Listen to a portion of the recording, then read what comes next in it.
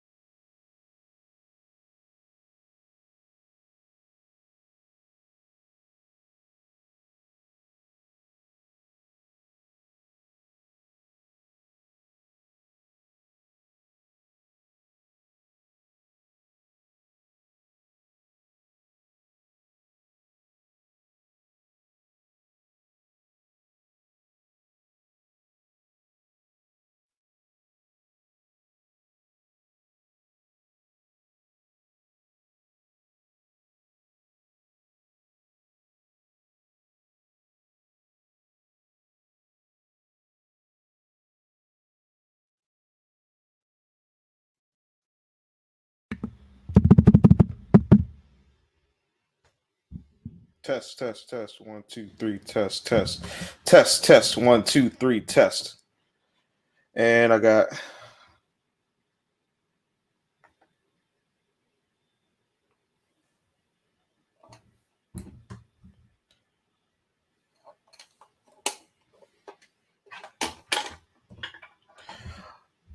All right. I'm good. Good. Now I gotta fix this. There we go. Come on. If it ain't one thing, it's another. I gotta fix this blur on here. Catch me. There we go. Maybe I need to brighten up a bit. Sorry, folks. I've been trying some new stuff lately, and I've been trying something new lately, and I'm just testing it out, seeing how it goes. Bought a little soundboard thing and something else. But I guess I just have to keep playing with that until that's right. So I'm here today to talk about accountability, which is always a trigger word because when you bring this up to women, or really seems to be anybody these days, it's always like this. Jesus Christ. It's always like this. Um, you know, we hear accountability, but when we say it to people, um, we don't really want to take it for ourselves. And I teach psychology, and one of the things that I tell them, my kids, is when you have a disagreement with someone, then your brain kind of treats it as though it is a physical threat. And I mean, you really just fight this thing off. But what tends to happen, I find more often than not, is that as many women as I know and as many women as I've dated, accountability seems to be like a thing that kind of gets glossed up. Like, I don't get much accountability from them. Now, it's, again, men and women communicate differently, and so maybe we express it differently. But maybe we express it differently, but it just doesn't seem to be there. It's almost like something will happen, a mistake is made, things are done, and then we just forget all about it. All right. Let me take a second to do some other stuff here. I got a couple of streams to hit. With those technical difficulties I was having, it was kind of difficult to um, get everything handled because I was trying to make sure it was perfect. So now I got to figure out how to get that echo out of my stream.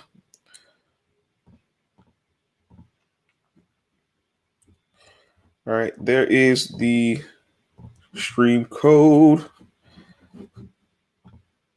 And sure, we'll go from there. So, when it comes to accountability, there are a couple things that happened in the last couple of weeks that made me think about this. Um, for one, Derek Jackson. I mean, not to get back into him again, but Derek Jackson. I mean, he did what he did.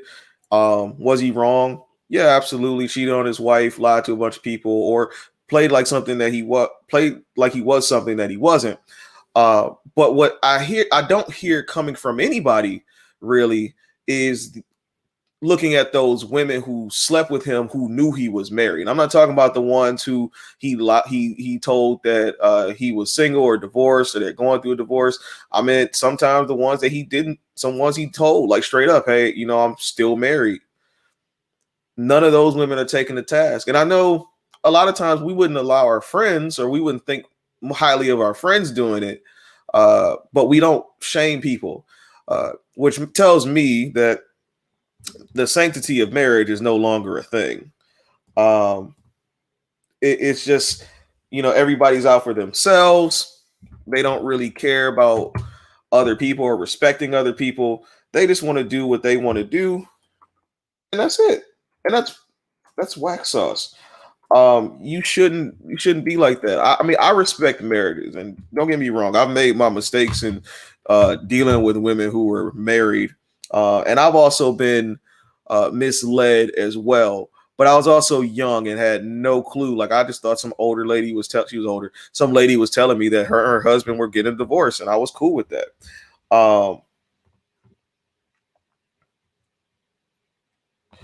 Let's see here. I got asked about Derek Jackson's follower count.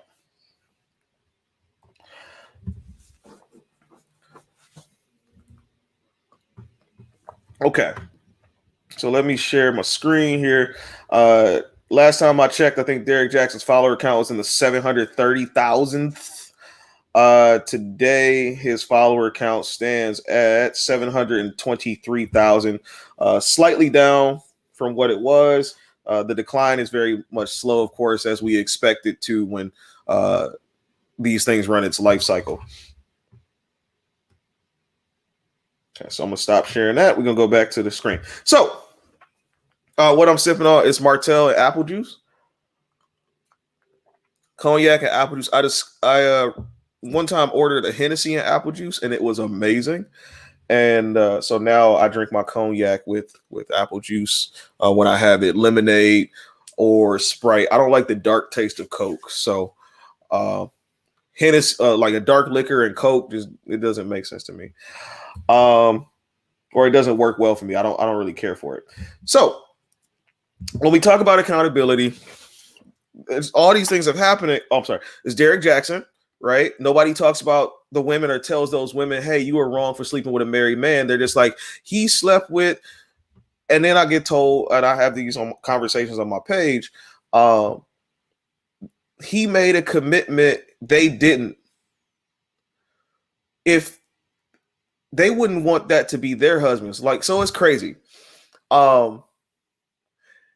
They don't mind these girls sleeping with married men, but it better not be their men. That doesn't make sense to me. You want to respect you want people to respect the sanctity of marriage, but you don't even do it. God damn it, Blur. There we go. Yeah, it is definitely a bullshit excuse to justify behavior. Why would you even? Why? Why is that given as an excuse? He made a commitment they didn't, but nobody wants to talk about how you violated the sanctity of marriage. You are what they call a home wrecker. You get the scarlet A for adulterer. Like, we don't shame people for that stuff anymore. Hell, adultery is in the Bible as a commandment, but because people are no longer in church, we seem to forget all of these things are seen as negatives. Um, that's no excuse for sleeping with a married guy. Not at all. Let me see if I can find. Um,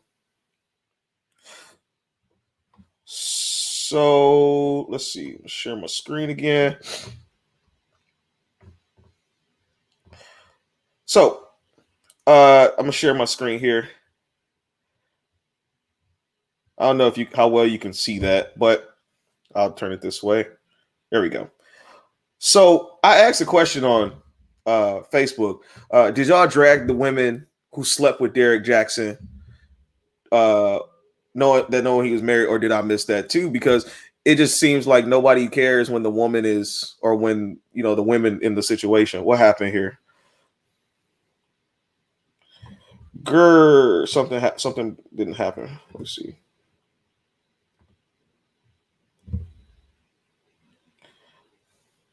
My technology is really giving me a hard time today. What if his wife has a boyfriend? If we're talking about poly stuff, we can talk about that later. I have no issue having that discussion. I was once in an open relationship. It was all good until it wasn't. Uh, so I have no problem talking about that. But what is up with this blur? Fixed. Okay. So did I miss that too? All right. I'm gonna move over into this one. Said he lied to everyone. Please move this down. He lied to everyone that I've seen and said that him and his wife were separated. I mean, he told some of them they're separated, some of them they're getting divorced. Others, I mean, she's about to leave me, and that's fine. But I mean, for me, he's still married. Like if a woman was telling me that these days, when I was younger, I wouldn't. I mean, I let it go. But these days, if she tells me like, "Hey, I'm still married. I'm waiting for this divorce to go through," I am waiting until that divorce is finalized before anything happens. Crimes of passion are real, and men are very possessive. I don't want to deal with that. All right. Being lied to. He took vows and pledged no loyalty to, and the women pledged no loyalty to anyone. Whatever happened to girl code? See, girl code only applies when it comes to protecting each other from men, but when it comes to violating each other, protecting women from other women, that's not a thing. Where's girl code then? Um, it doesn't really exist. Separated, divorced. All these posts saying if he's not divorced yet, I'm walking. Someone lying. Yeah, like somebody lying because somebody's sleeping with these married dudes. Somebody's sleeping with these married dudes. Let's see. I'm gonna stop sharing my screen for a minute. I'm gonna move on to something else. So, why can't those women be held accountable for their actions? Is my question. Why is it that a woman can sleep with a married man and the married man gets all the fault? See, back in the day, and I know it's a little old school and people don't want to think about or we say we moved on from this. But back in the day, when a man was found to be cheating, the woman would go after the other woman because one, that woman disrespected her, and two, she's gonna fight to keep her man because she knew that. I mean, he was just messing around and she was trying to take something from her. The man wasn't on his way out the door necessarily, but that other woman was trying to take him out the door with her. So those two women would fight, and that would be holding another person accountable. But these days, that's not what happens because I see a lot of women who would say, Why would I go after her when he did the wrong?" Which absolutely you should.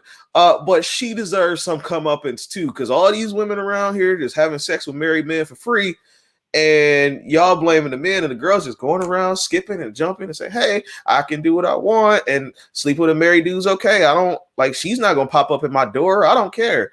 Like, unless something happens. Or like that special woman's like coming to you woman to woman. Remember that song? Woman to woman. Uh so hold. I think we should just hold these women accountable. Let's also talk about like Quavo and Sweetie. I know it's been a while, but like even then, uh, the video starts out, and even if it wasn't the first hit, the first swipe, the video starts out with Sweetie taking a swing at Quavo, right? But the only thing I saw on my timeline was either nobody should be hitting anybody or a bunch of women saying Quavo was wrong for putting her down on the ground. However he did it, right? Not never alone, man. Sweetie is toxic. Why is she swinging on that dude? Doesn't she know that even though he's small, he can still take her? But I guess in that instance, from what we've seen, Quavo will be considered a beta. I'm not. That's not my stance on it. That's just what they say. Um, so Sweetie got no flack for that, and I just want to know, like, why? Why? And I know I'm not gonna get an answer. I know that because the older I get, the more I had these conversations with people, the more I understand that, hey, you're not going to be able to get these answers that you want. The world's not going to change. It takes a while to change culture, and it takes something massive to change culture too. And so what's happening in our culture is that you can't hold women accountable for anything. Like hardly ever will I meet a woman who, if you don't like raise your voice at her or get really like buck with her, will she sit down and be like, yeah, you know what, you're right. It doesn't happen very often, especially in like your regular life. If you're dating somebody, it's more likely to happen. But even in regular life, like I've seen men bring up good points all the time to women, logical, sound points. I was watching something today, Fresh and Fit. Kevin Samuels called in to talk to these girls about their OnlyFans careers, and they were telling them like, it's not sustainable. Like you have to come up with something else very quickly if you want to continue to make money. You have to make smart investments. And the women were like very irate about it and like, no, I can make a lot of money on OnlyFans. You don't know me. You don't know my hustle, blah, blah, blah, blah, blah. But they were just trying to have a conversation, an informative one at that. So, like, what can you say? Especially as a man. I'll even bring it back to something that happened just earlier today. The conversation about men liking pictures. Ladies, men love pictures. We're very visual creatures. We will, let me hide that. We will ask for pictures whenever. And there are a lot of times when I'm dating somebody, I'm talking to somebody, I want some pictures too. But these days, people have made it, or women have made it so you can't ask, because asking for a picture is creepy because I have all these pictures on Instagram. I have all these pictures on Facebook. Why don't you go look at those? Well, there's a couple things. One, I've already seen those things. One of the reasons why there's so much adult film out there is because men get bored with the visual quickly. Like it's not very often that a guy's going to go back to like that old faithful flick, especially with the millions of options out there. So if I see all your pictures on Instagram and Facebook, so is everybody else. Like, how am I supposed to know I'm special? Send me a picture that nobody else has. I don't see anything wrong with that, but maybe because I'm a guy. On the flip side of that, women find that to be creepy, especially if you ask too soon or if they don't like you like that. That's really up to the woman, honestly. If you don't like a guy like that, don't send them pictures. Say no.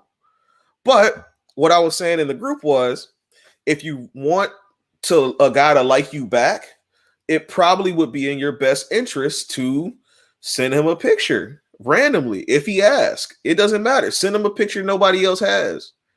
He'll feel special, and you'll score some brownie points with him. I'm not gonna say he's gonna treat you like a queen, but like he's definitely gonna give you some brownie points for that. You score points in his book for him because you understand what he likes, rather than saying, I'm not comfortable sending pictures, so he better just like FaceTime me. That's not what he wants.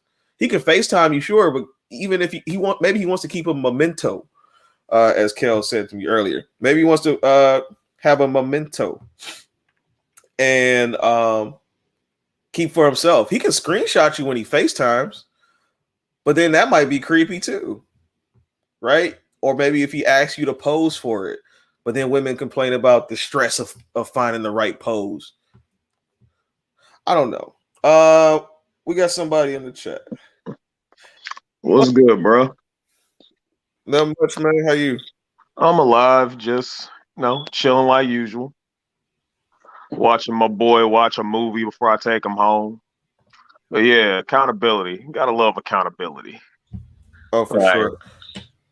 Like no, like that post you was talking about. Like yeah, like I read through it and it was just like it's funny because the initial post said why the men want pictures essentially and everything. It's like why y'all asking for pictures and everything. And it's like I like how you gave like a clear, concise answer. Like, hey, we visual. We like to see y'all and everything. We want something that like somebody else don't have. Right. And it's like everybody brought up like their reason why that was creepy. Didn't like one dude said it's like sound rapey or something. Yeah, like I don't think there was anything, related to that. But It's I not don't like think you there's said anything. send nudes or send like a video of you like I don't know like Yeah, and shoving and this it's eggplant and up it's your ass or something. and it's also not like I just it's not also not like I said you have to do it. You should send it to every guy or or give every guy a picture or like that Yeah, wasn't the what you case. said was if you like the dude and he asks, why not send him one and everything? And like that's thing is like, hey, Or it'll get you some extra points in his book and everything. You did something that man yeah, wanted. And it was exactly. something real simple, not too complex. None. It's like, hey, he just wanted a picture and everything. Just a selfie. Like, didn't ask for a nude. I mean, like that. I mean, some asked for that too, but still, I'm just saying, like a Oh yeah, picture of in course. general, just shouldn't be a big deal. No, it shouldn't. I mean, but so I used to say I understand because they talk about it takes a while to find a pose. You have to make sure you look right, and then girls get really anxious, or women get really anxious about a picture looking good because I Oh mean yeah, that's I their know. image. But like then afterwards, are you probably as you were reading through, you probably saw too that the comments were like, I don't know what he's gonna do if he has my picture. What does it matter if he's not like putting you out there on blast like, yo, this girl did this girl did that, like, all right, that happens, but But like that's what's the not worst he can generally do? the goal. Like, No, and it's not the goal unless you like reject him hard. But again, if you don't like the guy, you shouldn't be sending them pictures. You really right. shouldn't be talking to him. Well, you already know how that go and everything. Women love talking to niggas they don't actually like. So Oh yeah, well, let's see. He said women who are interested in a man would send randomly pics randomly of her. If she doesn't send pics, she's probably not into him. damn, I ain't kind nobody in the media. I kind of have to disagree though because I mean I've had a lot of well, I won't say a lot, but I've had women interested in me and like No, go ahead and full brag, blown man. It was show a lot. interest. And I mean, it's just my truth. I've had women interested in me and not send me like pictures even when we got to like the relationship phase. Maybe she's not that into me. I don't know. But I think in my entire dating experience, I probably can count on probably my two hands how many women just sent me pictures randomly, like, hey, thinking about you throughout the That day, might or, be it. you Thank you. know, thought you might like this. Like, I don't think it happens that often. It doesn't happen that often for me. Um, why do men have to? Yeah, why men have to justify their wants because women don't understand it. If it doesn't fit their narrative or the Or story that they're benefit trying to them. tell or benefit them, then it makes no sense. So if you tell a woman, I'm sorry, if a woman tells you, "Hey, I like when guys open my car door for me," you're probably going to open the car door because we actually care and we want to make a good impression. If you tell a woman, I mean, and that's just for date purposes, not even like I really like you, want to be with you. So Mhm. in the same instance with the guy asking a woman for pictures, it may not be that far down the road, but you still gonna want a picture. Right. Like it's you can send them something safe. You don't gotta send them anything. Send them one of the outtakes. Send them an ugly picture. Send them a funny picture. Who cares? Like Send just them a something that picture. says it's from you that you ain't giving to nobody else. Like that's all we asking for. But Yeah, like sometimes it's a little too much. yeah, because I mean we have to understand and know um when we're pursuing somebody that we can be special. You know what I mean? All right, let's see here. I got another streamer. What's up, Mark? When we're pursuing What up? somebody that we can be special, you know what I mean? Set, you got to start over, bro. You didn't jump in the chat yet. What's up, Mark? Wait a minute, you muted. Mark, you got to unmute yourself.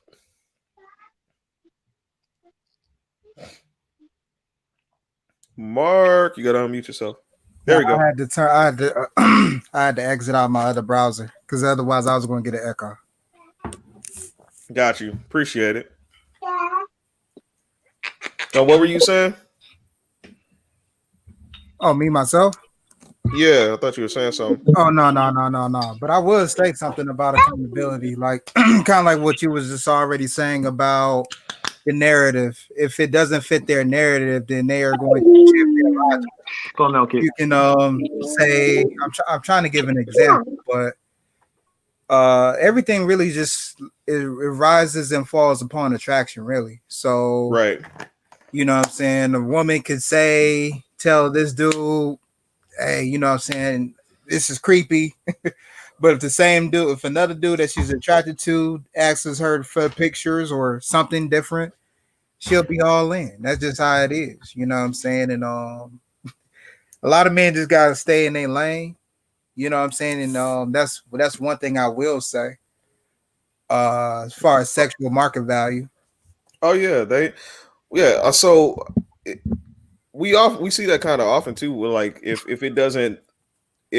they don't like him, then it sways their emotions the other way. But if they like him, it sways them in a more positive direction. And it's very strange that, to me anyway, that those two things don't come from the same place with women.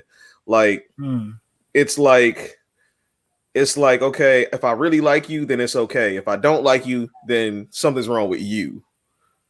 But like, why can't it just be, I don't like you? You know what I mean? And Kel, you gotta unmute yourself because the kid was in the microphone. But I see. Okay. but I was just like, but I'm just like, why is it, such a hard thing?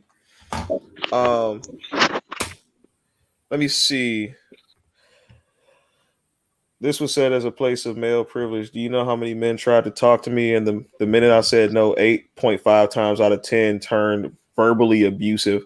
I mean, verbal abuse is really just about how you take it. I hate to put it that way, but it's really how you take it, because there have been several times, and I'm pretty sure guys can tell you too, where they've been rejected and the woman, or they've rejected a woman and the woman flipped it on them. I've rejected a woman before. I've literally had a woman. Yeah. I remember I was 16 and I was at camp, and this girl was talking to me, and she was older. She was 17. She had a car. She was ready. But in my nervousness, when she asked me to hang out or whatever, I was like, oh, no, thank you. Man, when I tell you that girl cussed me smooth out for telling her no. I was every name in the book. Who the hell are you to tell me no? What the fuck you mean no? Da, da, da, da, da. I'm like, are you serious right now? I didn't even think it was that serious. Yeah, you gotta remember, women ain't used to rejection, man. That's true. No. They don't shoot their shots. So it's missing a shot, that shit's devastating as hell. Where you got niggas like me out here and everything, we shoot all day long and miss. Yeah, but in regards to her comment, because she was replying to me, I wasn't saying that what I was saying was, what's the point of a woman giving you her number if she doesn't like you? When I was saying that, as far as giving out pictures, because you were talking about the pictures, if I'm sending you a picture, why would that be an issue? And my whole thing was, I understand a woman's point of perspective is they don't want to be physically attacked, so they're going to give out a number, you know what I'm saying, just to kind of be on the safe side. I get that. But if you're actually talking to the guy, you know what I'm saying, you're communicating with him, then, and we're all grown. Right. At this point, you should know that if it's unless you're in close quarters, like you're working with someone or you probably go to school with someone, that this person is sexually attracted to you. Like there is no guy that I can think of is going willingly to say, "Hey, I want to make some platonic female friends." Like that's not No, we Unless kind they're of married or something like that, then maybe. But yeah, you know we kind of that's not the we kind of common thing. yeah, we kind of trip and fall into platonic friendships with women.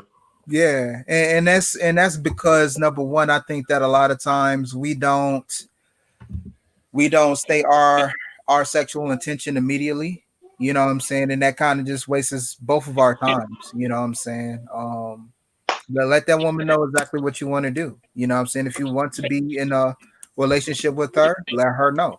If you don't want to be in a relationship with her, you just want to hook up, let her know. So she has the choice. But Right. yeah, I But wasn't on, saying that. on, Mhm. I was gonna say on the flip side of that too, and I keep reading comments, and it's not like we're saying dudes don't get buck wild. Like we know dudes get wild. Absolutely. We absolutely know when dudes act a fool because I mean we're guys. We have friends who are guys. We hear the same stories that y'all tell us. But at the end of the day, it's kind of like give your number, but you ain't got to reply.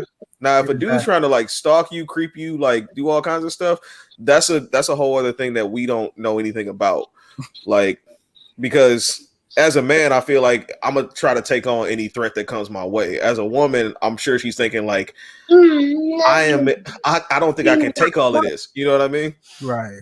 So we get that, but That's unfortunate.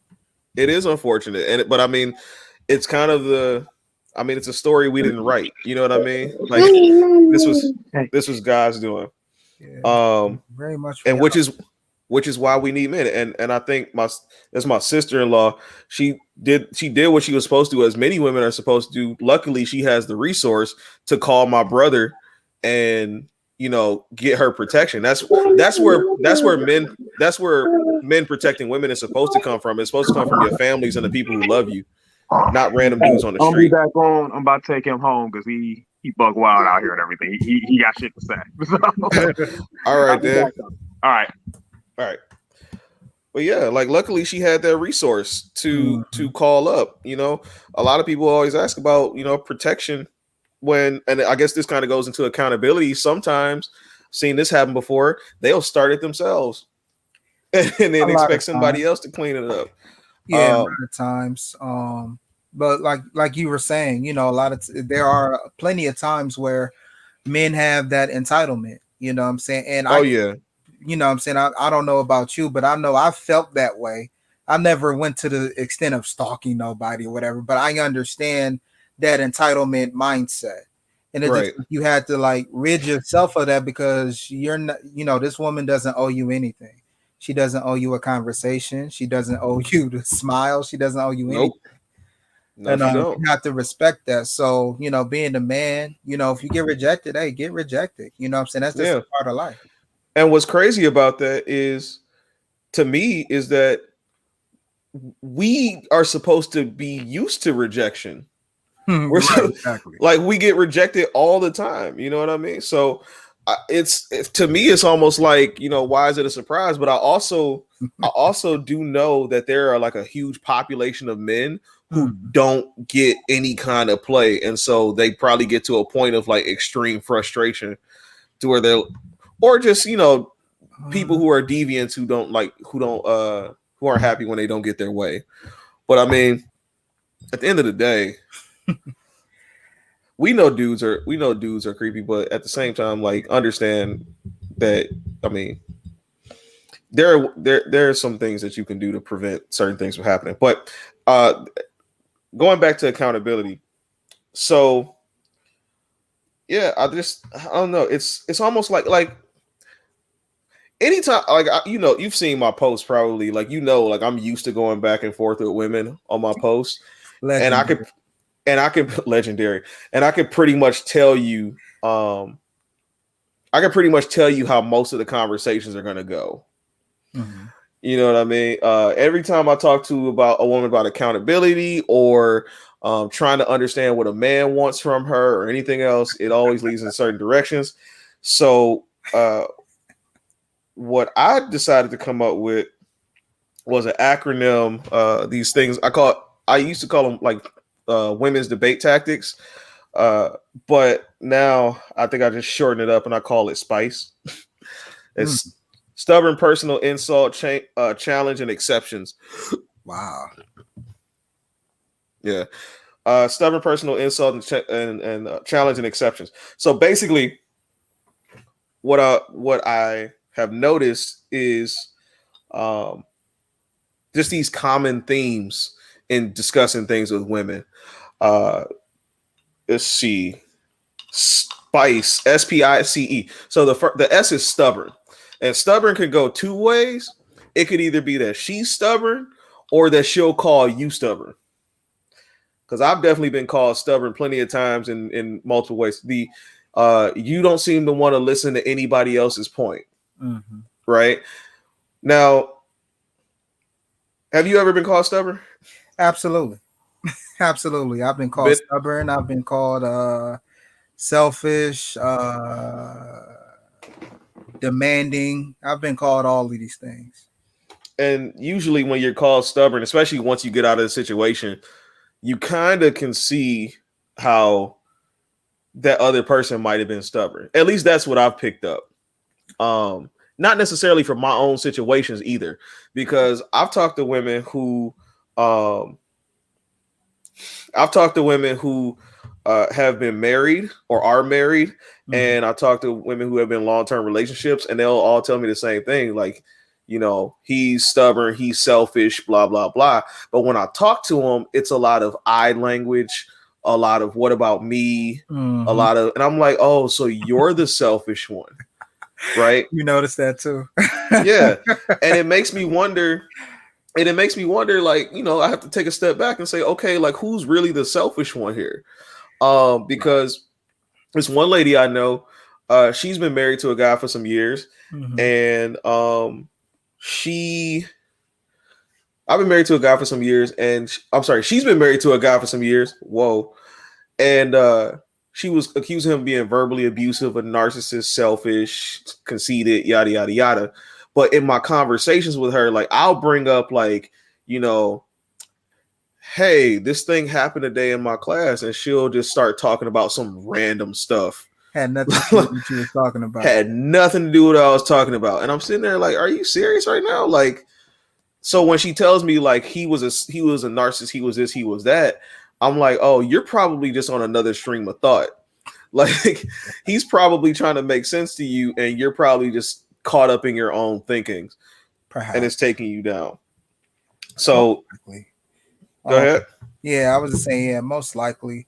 I've had that situation happen to me not too long ago, where if I just sit there and listen, I'm like, you know, everything is about you. And, you know, just like what you said, if I am, because one thing, I don't know if it definitely is a defense mechanism.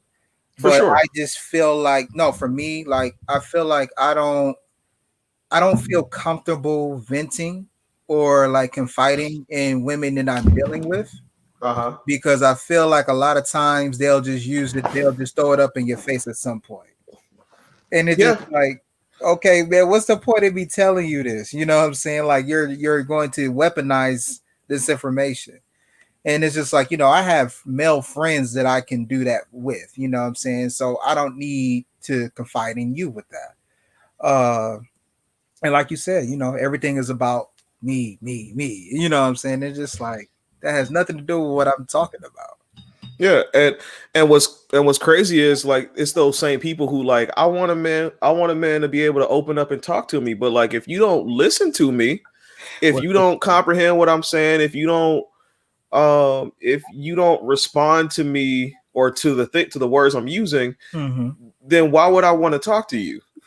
It makes no sense. I think that when it comes to communication, I think that people don't understand the different levels of communication. I think people just think that talking and expressing feelings are the only parts of communication, when comprehension is part of communication. Listening is a very important part of communication.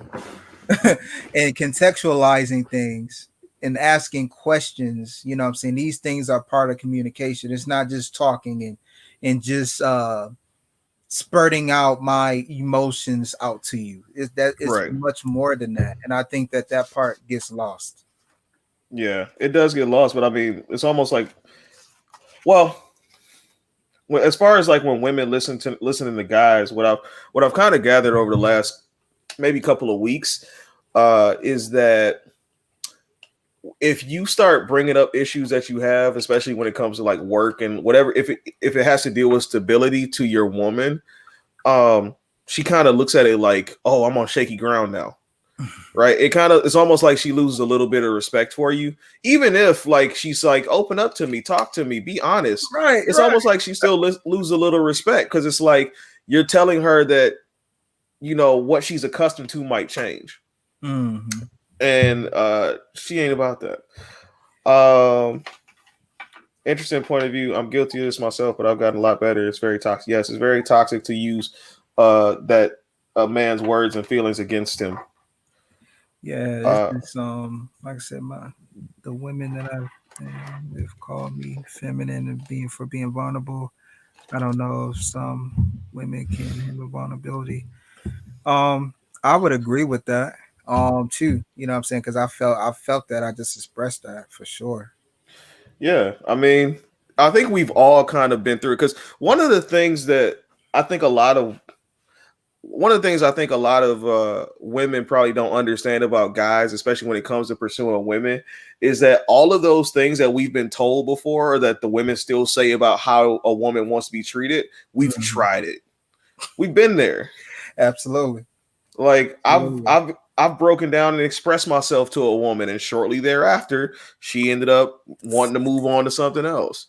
You know, so it's very rare that you come across somebody who will actually listen to you. And actually, I would say even if you're in a long-term situation, I guess I've been listening too much Fresh and Fit, but if you're in a long-term situation, I mean, Myron from Fresh and Fit, he had a point and said, you know, don't tell your woman anything. Talk to another man who can help you fix that issue, because women aren't wired to fix a man's issues. They're there to care for you and make sure your feelings are. They'll fix your feelings, but the situation itself, not usually. But that all depends, I suppose, on who that woman is. Yeah, I think that all women are not the same per se, but they're wired similarly. But by general rule of thumb, that's just how I operate. And like I said, it could be defensive mechanism, or what I'm saying, it's part of my past, and that's okay. You know what I'm saying? I might grow out of it, I might not. But just from my experiences, what I'm saying, over the last 6-7 years, that's definitely what I'm saying, been the case, or even longer actually. Oh yeah. What I'm saying, that definitely has been the case. I guess Kel is on the ride. Be safe when driving and listening. But he said they fix your feelings. Bullshit. Yeah, I mean,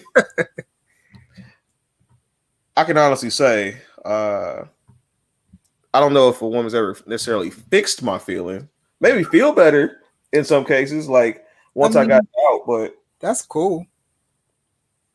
Yeah, I mean, I felt better, I guess, what I'm saying, but I don't know if it's ever been a woman that I have been involved with that's done that, what I'm saying. Yeah, I've been thinking this last week. I haven't said it yet. I was trying to make it.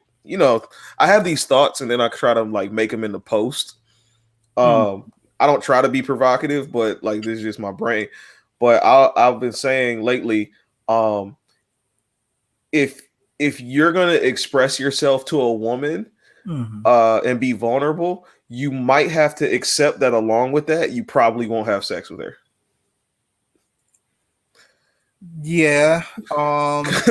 You probably have to just accept that, because if you break down and tell her what you're going through, then I think she's gonna look at you a little different.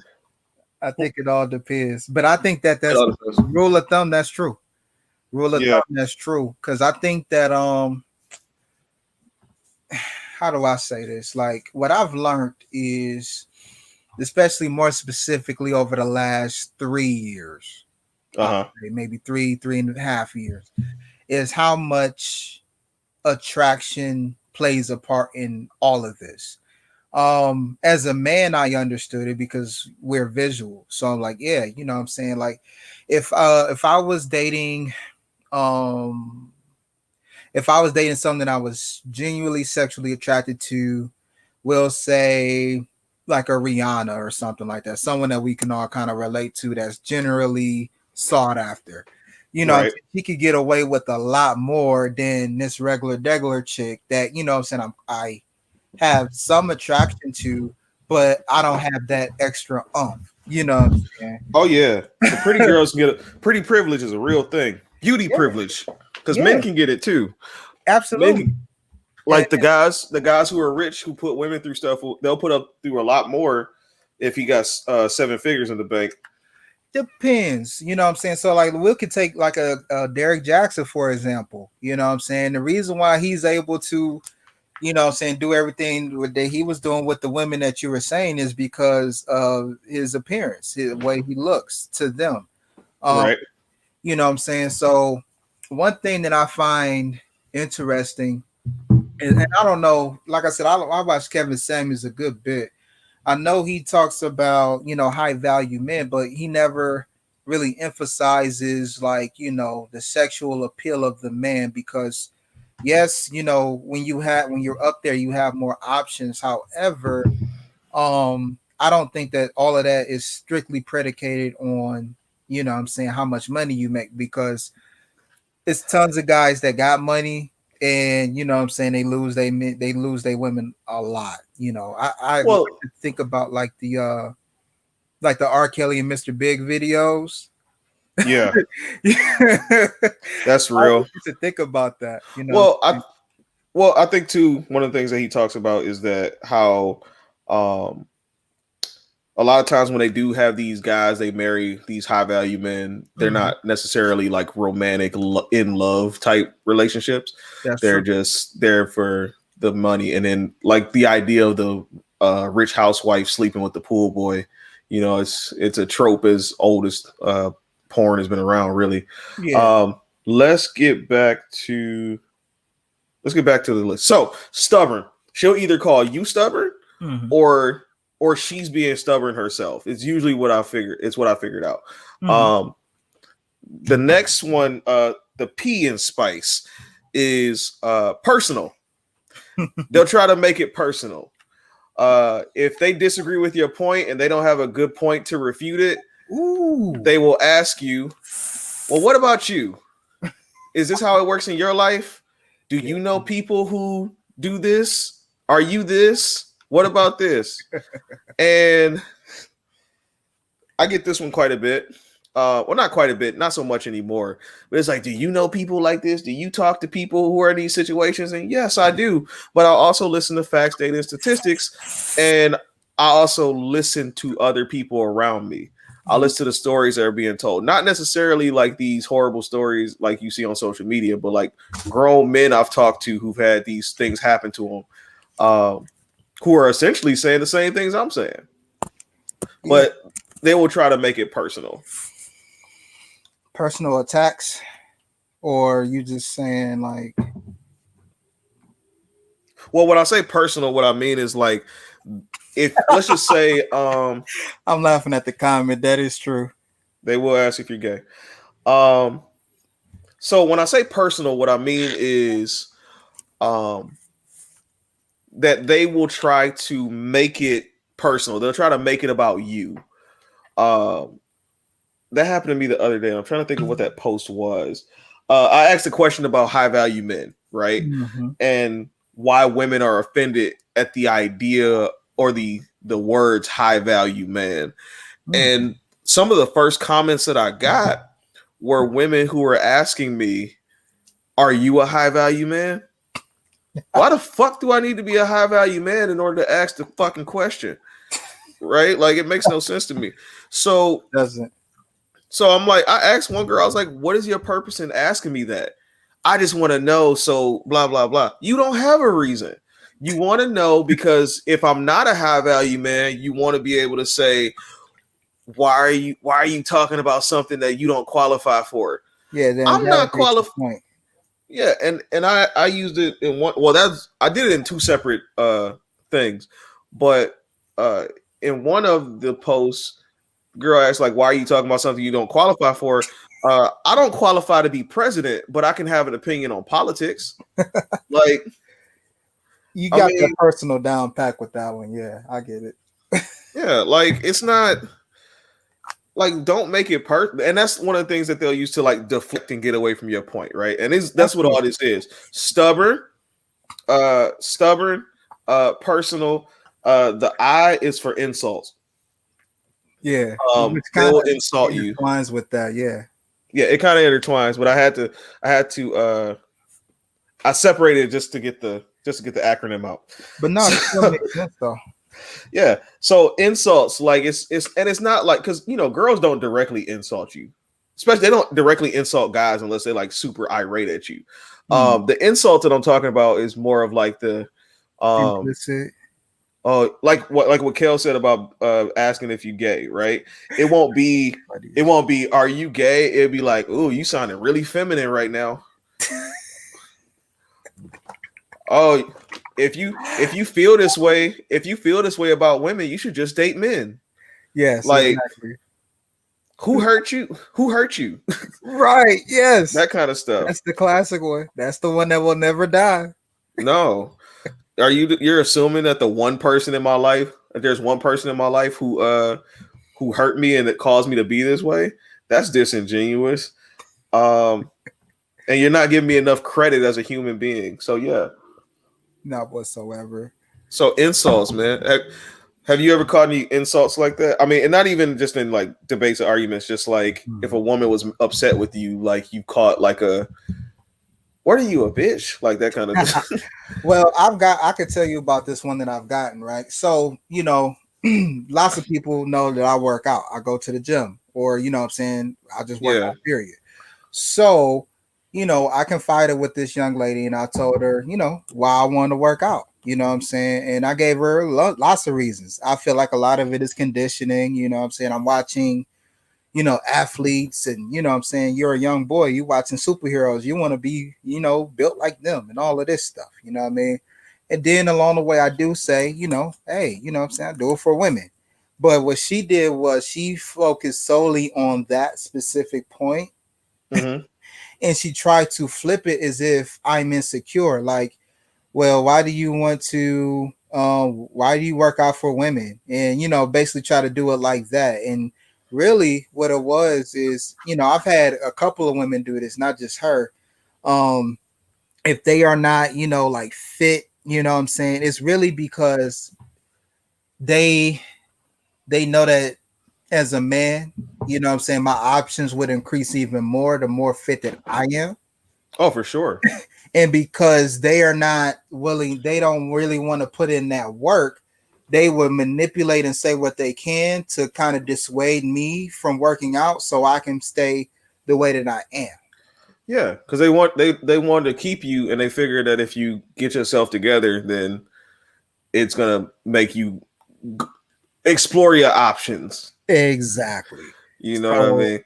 Yeah, when you say insults, what I'm saying, like I've gotten that on that level, what I'm saying, from a couple of women, and I just thought it was funny. And me knowing what I know, what I'm saying, I'm able to pick up on it, and I just find it to be hilarious. But but yeah, to answer your question, yeah, that's one of the insults that I've got that wasn't direct. Yeah, I've gotten those kind of things as if like, do you love yourself? Are you like why do you do this for women and do blah blah blah? And I'm like, well, there's plenty of reasons why I work out. You know what I'm saying? That's not the only reason. That's just what you pointed out. And like you said, it's deflecting. You know what I'm saying? You are you're imposing upon me your insecurities. Right. And I think Janet made a good point that works both ways. It does, because a lot of guys, if they see that a woman start to get fit or whatever, then they start raising eyebrows like, okay, let me make sure she's still gonna be here when it's all said and done. That definitely goes both ways. So I got stubborn, personal. I got stubborn, personal. She's gonna call you stubborn, or she's gonna be stubborn. Make it personal. I'm gonna ask you about your life. and what is actually happening. Even if you have like data, statistics, and facts, they're gonna ask you about your life. Do you see this? Insults, right? They're gonna insult you. The next one I came up with was they'll challenge you, which essentially is what I've noticed is I'll get asked, "How do you know?"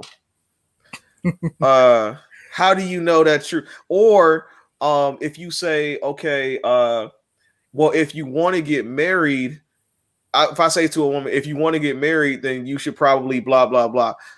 How you know everybody's goal is to get married? Like, do you want a long-term partnership with somebody, or would you rather die alone with cats? Like, what do you want? And I assume, and maybe it's foolish of me to assume that most people would like to have somebody there with them long term. I believe that's human nature, personally. Yeah, me too. And so when I say those things, I'm like, okay, well, that's how I know human nature. You want to be with somebody. It just right now you might not be in the mindset to receive it. Yeah. Like, I don't think that, any of us were created to be broke, fat, and alone. And No. And what I'm saying, not to go too far from your original point, but I think that this is pretty spot on. I always ask, why do women that are quote unquote BBWs, or they're big and they're kind of like try to tell you that they're proud that they are big, why do they go to the gym? Right? Because deep down inside they know they just got a lot of everybody else, so they can continue lying to themselves. Exactly. I just always found that to be funny, but of course, kind of like what you said, these are answers that you'll never get directly. But for sure. But yeah, I find all that stuff interesting, bro. Yeah, I mean, what I've noticed is that when I have these my YouTube popped up on my and what I've noticed is that when I get challenged, it's usually just off of like something that it's either something that can't be measured, or it's just like just asking the question, like, how do you know everybody wants to get married? I'm not talking about everybody. Like, when we say the idea of generalities is like it's like the only point that they can make, because they know there's exceptions in the rule. Actually, that kind of brings me to my next piece too, and that's exceptions. in these arguments and debates, it's always, well, what about the two women who, like guys who don't make $20,000 a year? They like guys who make $10,000 a year. What about those two women? They don't count. Like, we're not talking about those two women. And a lot of times it's just these a lot of times it's these very, very small percentages of people, like how do you know everybody wants this? I don't know everybody wants this, but general consensus says that a lot of women will prefer a man who can make enough money to take care of everything, so they don't have to work. Unless she just has this itch to have her own money so bad. But most women I know don't want to work. Every woman I know who is like, oh, if I could just be a stay-at-home wife, that'd be so perfect. Right. Yeah. Like, I really go based upon what people do and not what they say. And like you said, that general consensus, I think that that's pretty much everyone's nature, because I'm quite sure, you've interacted with a lot of, women platonically, and they kind of confide in you. Quite sure you've talked to plenty of women that would outwardly say that they're independent, they don't like men to do this, blah, blah, blah. But, they'll still be with men that do exactly what they said that they don't like, and they're just for sure. Like what? And men do this too, but like I said, man, you can't look at exceptions and feel like that's the rule. These are just outliers. Now everybody, like I like when Kevin Samuels talks about, like when he rates women or whatever, and everybody is not going to be Sierra. You know what I'm saying? They're not going to go through this bad boy phase, quote unquote, and catch a Russell Wilson when they could have caught the Russell Wilson to begin with. Like, why do you Right. have to go through this trauma, this tragedy to get a triumph? Like, why don't you just get the triumph to begin with? Like when it was available. Yeah, and I mean they hold on to hope. You know, I think it kind of comes back to the discussion that I had a couple weeks ago about men in Disney. Uh, Mhm.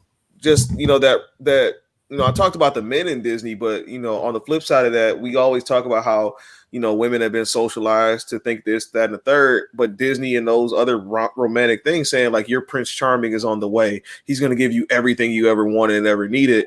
But those people, they never address their flaws. Like even in Aladdin, like Jasmine didn't even stop and be like, "How do I know I could trust you if you steal stuff all the time?" He lied, but he stole stuff way more. You know what I mean? Like, he lied through the whole movie. So, but she never really like was looking at him like, "Yo, bro, like, what am I supposed to do with you?" But it's like you hold on to hope. Like I always hear, you know. I think I asked a question the other day, like how many people think they passed up on the one, and I got like women in there. I'm 31, so I know women, young as I mean, personally young as like 28, 29, up into their mid 30s, and I got mid 30-year-old women say, "Oh, I didn't have the one. Like, I don't think I've met anybody who I'll be willing to marry." Well, I mean, that's probably your fault, but. Exactly. But like you passed up on a guy who was probably right for you because you were looking for what's generally not going to happen, the exception to the rule. You were looking like Kevin Samuels. Hate to bring him up on so many things, but when Kevin Samuels talked about women want like loyal alpha males who will go out and conquer the world and bring them all the spoils. Oh my God, that's not realistic. No, it's not. But because people think, or like, and that's one of the things I was thinking about with Derek Jackson earlier, was that when he was saying all these things it kind of gave some women some hope, like, oh, there are some guys out there who are tall, attractive, and think that I need to be treated, and an alpha man who thinks I need to be treated or have the world at my feet. You know what I mean? Or bring the world to my feet, like treat me with like a queen, like the queen of queens. But realistically, he would be an exception. If he was real, he'd be an exception. Exactly. He would not be the rule. It's not that much. It's not a mass quantity of him to go around to all of these women. Oh, not at all. Not at all. I mean, we talk about the percentages. You've seen the show. 10% high earning earn above 100 and whatever $1,000. Like that means 1 out of every 10 men. But there's a good chance if you live in like Cleveland, Ohio, you're not going to run into one of those guys. Like, so it's always like, and it seems to me that like a lot of women will hold out for the exception to the rule.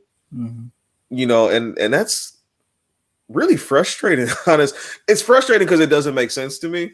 It doesn't, but and like you said, I don't want to keep on bringing him up, but I think that a lot of people can relate to if they really watch his shows and I'm saying kind of just analyzed it, without judgment, without because really I think a lot of the criticism comes from hearsay as opposed to them objectively watching the show. Oh, for sure. But one thing that he has said that I was like, damn, that makes a lot of sense. That a woman like the ones that you were referring to that felt like they had that they did not miss out on the one, they would set these unrealistic expectations. And when no guy can meet them, they could say it's no good man out here because she set the bar so high in her mind that no guy can reach it. Oh, for sure. I suspect this is happening to one of my coworkers, honestly, because she is a very brilliant person. She has a lot of drive, a lot of ambition, and she's kind of like a lady, but not really. Like it's kind of interesting. She's a weird mix, but I often hear her or often see her talk about her like dating preferences. Like she wants a black dude who's conservative, who works out all the time, but doesn't like sports, who's smart as hell. And I'm like, you know how rare it is to get a body and a brain guy? Right. Like most dudes are either one or the other. Mm-hmm. But and besides that, you're like in your mid-30s. Mm-hmm.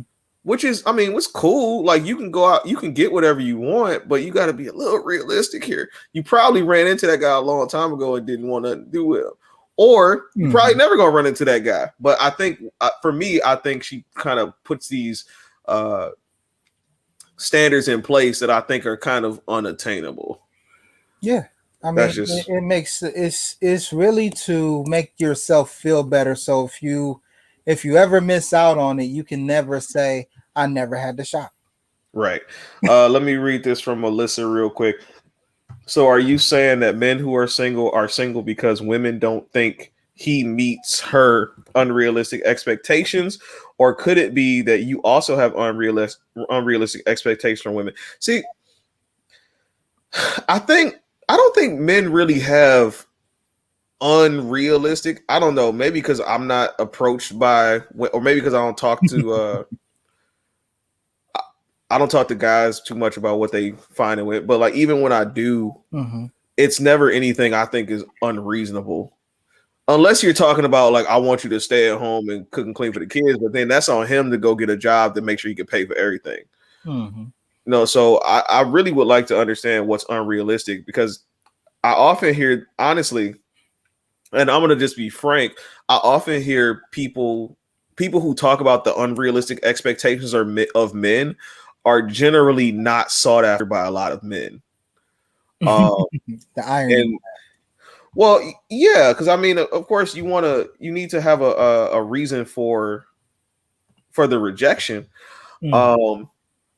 But, and I'm not saying anything about Melissa, but like when I hear it, because I've heard it in other places, it's usually women who talk about how all men want is like Instagram models, and that's not necessarily true. No, Actually, like not true at all. no. Look, it's funny. I had this conversation with my class a long time ago, but all right, something happened with a stay-at-home mom. I don't get that. But I had this conversation with my class, and I said, you know, you girls in here, y'all think boys want Instagram models. Like they fantasize about Instagram models. They know that Instagram models are visually appealing, but in their real lives, many boys will just take what they can get. I know a bunch of people who got married to women who weren't their type.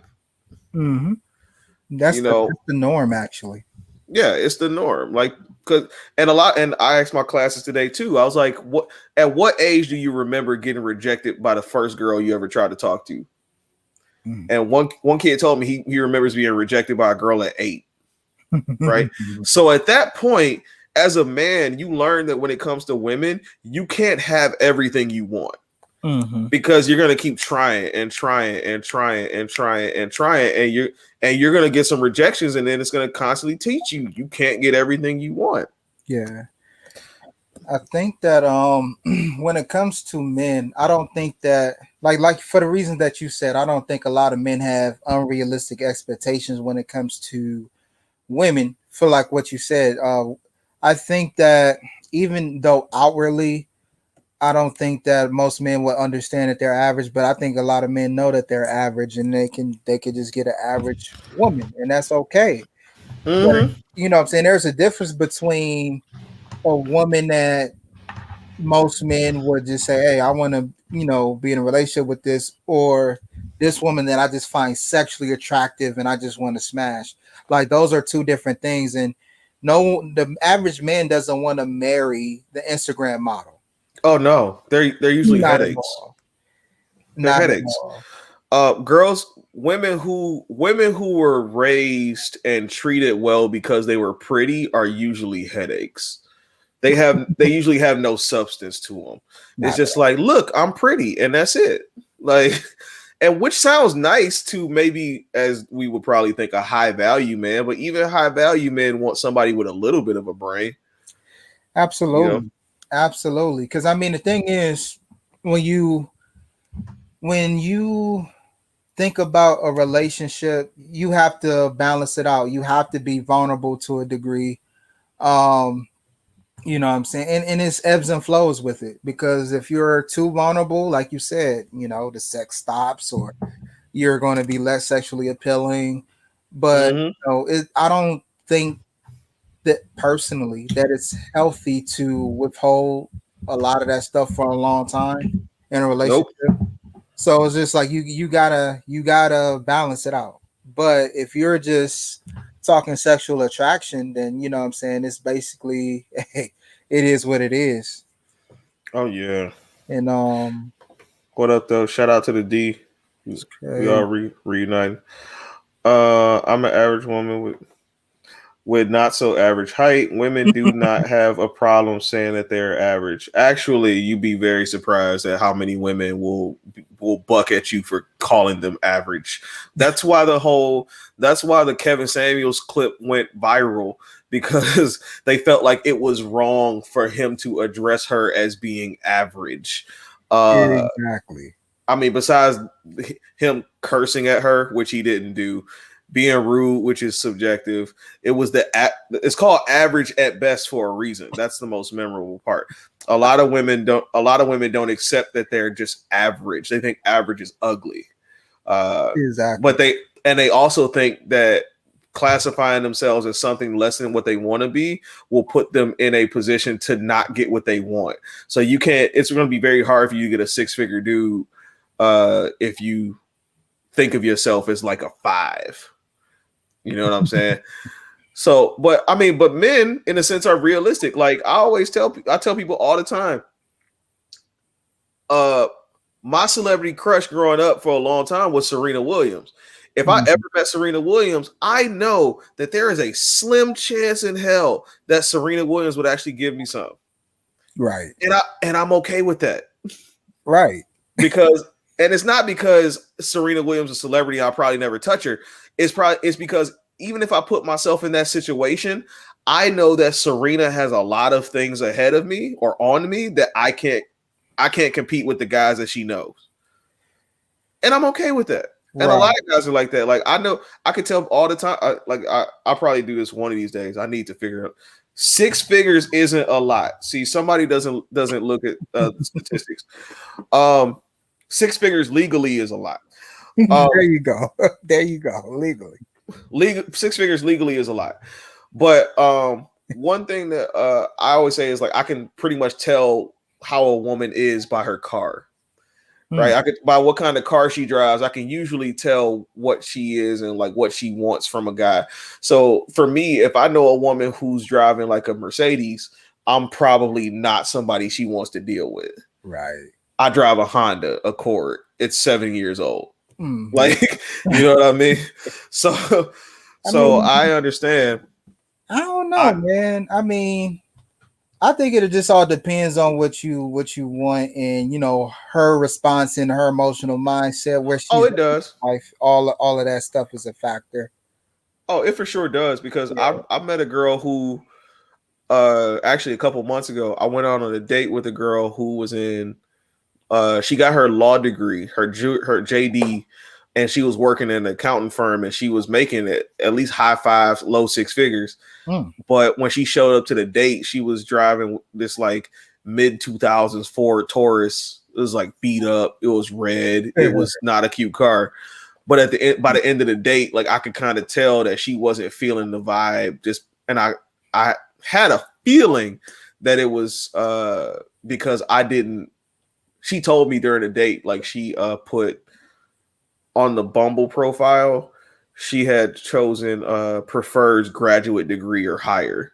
And I just stopped in my bachelor's. And we talked about this. So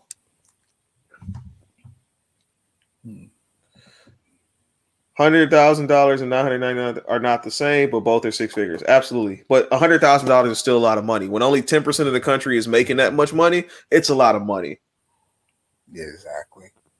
Now, 10% of the country also includes men, women, gay dudes, gay women, people who don't even want to talk to you. They're probably messing with like, Jeffrey Epstein's friends. Like we're talking about when we talk about high earning top 10% people, like there aren't a lot of them, and it's crazy. Like $100,000 isn't a lot of money. Go make $100,000, and if it's not a lot of money, if it's that easy, and even if you do make $100,000, I bet you have to work hard for it. Let's see the definition of vulnerable. Okay, I think we're still having a conversation about vulnerable women. All right, so I went through, and I have a list of all these. So Spice, stubborn. She gonna call you stubborn, or she's gonna be stubborn. I find that the latter is usually true. She's usually a stubborn one. Personal. She's gonna make it personal. Ask you if you know people who can validate your argument in your own life. She's gonna insult you, call you gay. You should be ashamed of yourself. Just you broke, breath stink, whatever. Like, or this is one of the things that I didn't talk about in the insult section too. She won't necessarily insult you. However, she will use provocative language to get you to react. Yeah. So instead of saying you're a bitch, she'll be like, you're expressing bitchy behavior right now. Yeah, that wasn't direct. But yeah, she still got to you. Whatever it is, like I said, it's all manipulative. It's all manipulative, and it's really what it all sums up to with all the ones that you mentioned is a way to reflect and divert. What up? I'm back.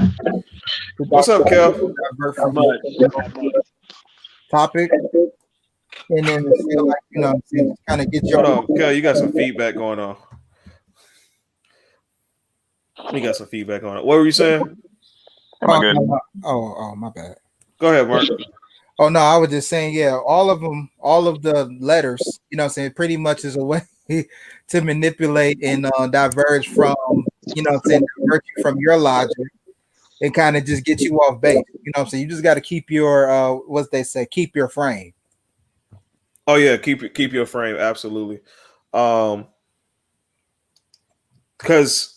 And that's another thing I wanted to get into too. Thank you for saying that, because you totally reminded me. So not only did I want to recognize, She said, she did. You said what? I was reading the comments. She said, "Don't be bitchy then." Yeah, but the whole point of mentioning that is just that you say it to a guy, and this is like your point to get him to stop whatever he's doing. Like it's basically to take away whatever power he has in the situation. Mm-hmm. Let me see. You actually reminded me that what I wanted to do too is also talk about how to avoid these situations with women. And when it comes to these debate tactics. So we got Spice, the stubborn. She's gonna call you stubborn. She's gonna be stubborn. Make it personal. She's gonna ask you if you know people who are gonna validate your opinion. Insult. She's gonna insult you. She's gonna challenge you. She's gonna ask you, how do you know? Where's your proof? What are the statistics? How do you know all these people? Where are your statistics from? How do you know they didn't lie on the statistics? Like that kind of thing. And then E is expectations. Exceptions, where she'll mark out every exception to the rule and act like that's the rule. Well, what about the 10 people in Africa who are white? They're African, aren't they? I guess, So first things first, as far as what to do when you get in these situations with women where you're arguing with them, and I'm a horrible example of this. I'm going to admit to you, I am a very horrible example of this. This right here. You don't engage. You do not engage with women. Kel, you can unmute yourself if you don't have any background noise going on. You don't engage in those arguments. And again, Mark, Kel, I'm a horrible example of this. I tend to go on in my debates and arguments for way too long. Yeah, because bro. I mean, sometimes I'm very competitive. That's part of my problem. But also, I guess like most men, like I want it to make sense. I want it to make Like, I mean, I, like I get into it too sometimes. Everything where it's like, hey, I want you to understand what I'm saying, and it's like you'll get into this dispute with women. And it's like a lot of women is like they don't give a damn what you're saying. They just want to be right. They don't care about like our. It's like, hey, fuck what you saying, yo. Like, they just want to yeah. be right. They want to win. Yeah, and that's why you don't engage because they're not going to let it go. I was talking to my class about this earlier. When it comes to uh, when women fight each other, right? They did this study where they watched. I think it was Jane Goodall, but like they will watch what happened when two monkeys got into a dispute. Male and female. So two male monkeys, two female monkeys. And what they saw was that the male monkeys, they would get into a dispute, they will fight each other, and then like the next day they were in the same hunting pack. Right? And then they said with the women that they would get into each other and they would not stop until somebody was either dead or damn near dead. Oh wow. Yeah. That So seems to be accurate. Sounds like yes. humans. Yeah, I mean, exactly. Like humans, like men will fight each other, and women know this too. Men will fight each other, and then we'll be like best friends the next day. Because back when we were living amongst the animals, if you were a man fighting another man, and even if you lost, that man would still have respect for you enough to say, "Look, you put up a good fight. Let's jump into let's go hunt this elephant together." Right? Yeah. Women didn't really have that. They just knew, especially during domestication, when they had all their own children, they knew where children were coming from. They were very protective, and any threat they treated as a major threat. Let me go to the comments real quick because I see men don't want to be right. No, men don't have to be right, but like you also have to bring up like really good points. See, the problem is in our arguments is that with men and women is that men argue on one playing field and women argue on another. Men are more logical, women are more emotional. So a woman will tell you all. I mean, y'all know this. Women will tell you how they feel, how things make them feel, and they predicate right or wrong based on that. Whereas men will predicate things on what makes sense, what's logically going to happen. Men will say 2 + 2 is 4. If women don't like the answer, be like, so why are you a bitch though? It happens. Actually, that C in there would be like I was gonna say change the topic. So that was gonna be the other C in Spice. It was gonna change the topic because that happens too. It's like, well, if 2 + 2 equals 4, okay, but what about the letter F though? What do you mean? What? Has absolutely nothing to do. It's the 6th letter of the alphabet. Like, yeah, it happens.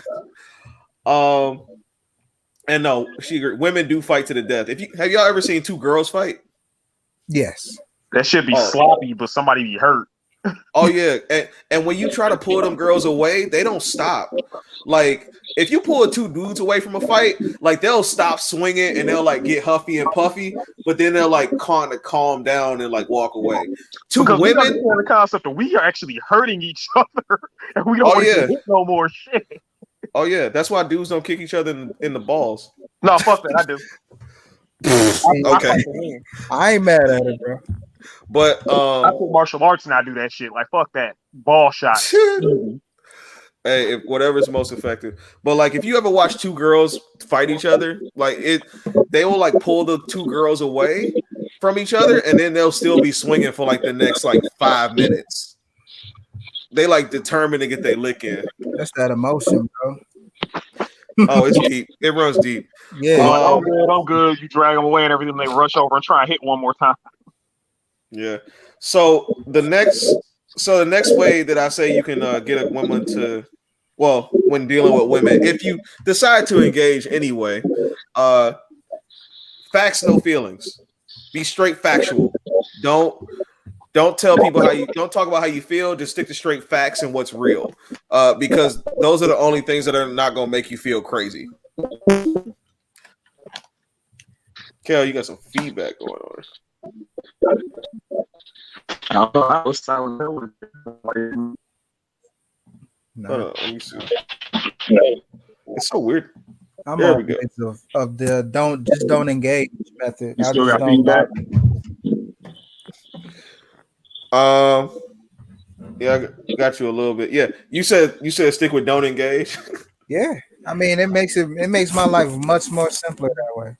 Yeah, and you know what's funny? Like I get comments on my posts all the time from people who are like, well, I actually put like, thank God for my friend. You know, I put on a post, thank God for my friends who who make me feel like I'm not crazy. And then the girl said, you should ask them to come in here and like jump in on your side, help you in these situations. But I found, especially because a lot of guys will like hit me up in my inbox and they'll like thank me for stuff. They'll be like, yo, dude, I couldn't do it. Yeah, you got an echo going on, man. But they tell me like, yo, you couldn't do it. Like they couldn't do it. They couldn't deal with arguing with women all day. And I even hear it in like some parts of the manosphere. When I was watching Fresh and Fit today, they were talking about Hafiz from the Roommates and how Kevin Samuels will talk to women about these things every day. And they're like, man, I don't know how to do it. I don't know how they can do it. It's just draining. I have guys hit me up and they're like, bro, I don't know how you do it. I couldn't possibly. Still getting feedback. Oh no, you good now. But they're like, no, you couldn't do it. They couldn't do it. And I mean, it's understandable because I'll even tell you from my perspective, it gets draining. Very much so. Especially on social media. Yes, because I mean, all you're doing is you're saying points and you know that you're right, and they know that you're right, and they just won't submit. You know what I'm saying? For lack of a better term. And lots of times that like I was saying earlier, offline, they'll probably do exactly what they said that they wouldn't do anyway. Mm-hmm. It's like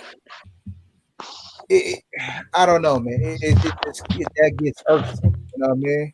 Yeah, I know what you mean, but they oftentimes will. You just got to stick with facts. If you're going to engage, this first, don't like. I've been told that plenty of times just from other guys. Don't engage, because it never goes anywhere. And I've kind of learned over the last couple months too. If you're not in a relationship or having sex with a woman, it's very difficult to change your mind. That's true. And you're absolutely right, Reese. I still choose to engage, which is my fault. And I understand. Like I said, I'm a horrible example of this. I'm a horrible example. I will go. Hold on. And log back in. Yeah, I'm a horrible example of this because these things get to me, and I'm like, well, I gotta respond, right? Like, I used to be like that, but it's just so much more relieving, and like I said, it doesn't drain my energy. Like I said, I'm up here arguing with a person, and they're not going to change their opinion a lot of times anyway. Mm-hmm. Like I said, even if you are right, a lot of the letters in your acronym that you pointed out, man, they're going to use that anyway. So. Oh, for sure. And that's one of the reasons why I started doing the live stream too, is that like I got tired of like answering the same questions over and over again, or saying like I didn't say that, or I having the conversations on here just seems a lot easier because having them in the comments is just, it's not the same. Like I've had people even today just take the things that I said earlier when I was talking about the thing about men sending pictures. And I just told her flat out, I was like, yo, it's like, you don't have to send a dude a picture, but I was like, I know women feel uncomfortable about it, but despite your feelings, if you do send a guy a picture, you might get some brownie points. If you like them and they're worth something to you, you'll get some brownie points. And that got turned into like, Well, I told you I'm uncomfortable with it, so why do I have to? You're telling me I need to send a picture to every dude? No, didn't say that. Like, and I get tired of doing that same shit. But that kind of goes to my point earlier. Like sometimes, and this kind of goes with accountability, and this has happened to me. You know what I'm saying, in my personal life. So, and you could tell me if this has happened to you. You know what I'm saying? Sure. From my experience, women want men for a few things. You know what I'm saying? Sometimes it could be for money. Sometimes it could be for his looks or sexual attraction. Other times it could be simply for attention. Yeah, sounds about right. And when it comes to accountability, it's funny because, like I said, this happened to me a good number of times in my life where even if the woman was attracted to me, they probably wanted one thing, but because I probably was giving off more of a relationship energy, and I wasn't aggressive and assertive to try to, you know what I'm saying, be more physical or whatever. They were Right. like, well, this dude is just going to be a nice guy or whatever. I'm gonna just use him for compliments and you know what I'm saying, just time. And a lot of times they'll basically. What? yeah, Say that again. What do you say, Kel? Okay, now we got mic issues going on. yeah, I couldn't even make out what he said. 1 sec. See, that came in fine. Yeah, right, exactly. Can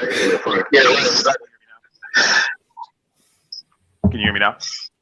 Yeah. Yeah. All right. No, I'm saying like a validation buffer is what she wants from you and everything. Just somebody to boost her up while she do like other Pretty shit. much. Pretty much. Oh yeah. And it's crazy. You know what I'm saying? Why you got this echo going on, man? All right, go ahead, Mark. Yeah, no, what I was saying was, yeah, it's crazy how it happens, but you like the woman would tell me, you know what I'm saying, she's not interested in me or whatever, but all of her actions would tell me otherwise. And like it's like you can't tell her that she's wrong because she told you verbally what it was, but her actions is contrary to what she's saying. Yeah. So then it leaves you in a confused spot. But the thing is, you know, being older now, just like, man, you can't grow a woman's interest in you, you know, at least sexually, after 15 minutes, man. Like the woman should know if she's going to sleep with you or not. Yeah. If you told her you want a relationship with her and she doesn't allow things to progress, bro, leave. You know, you Oh, waste for sure. For sure.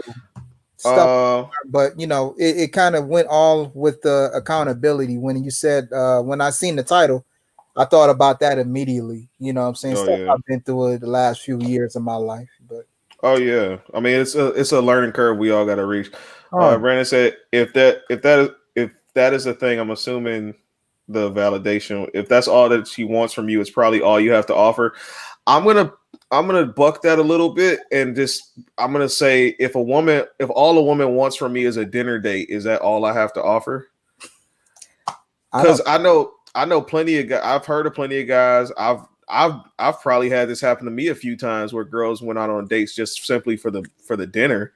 You know, right. That doesn't mean I don't have anything else to offer. It's just sometimes that's just what they want.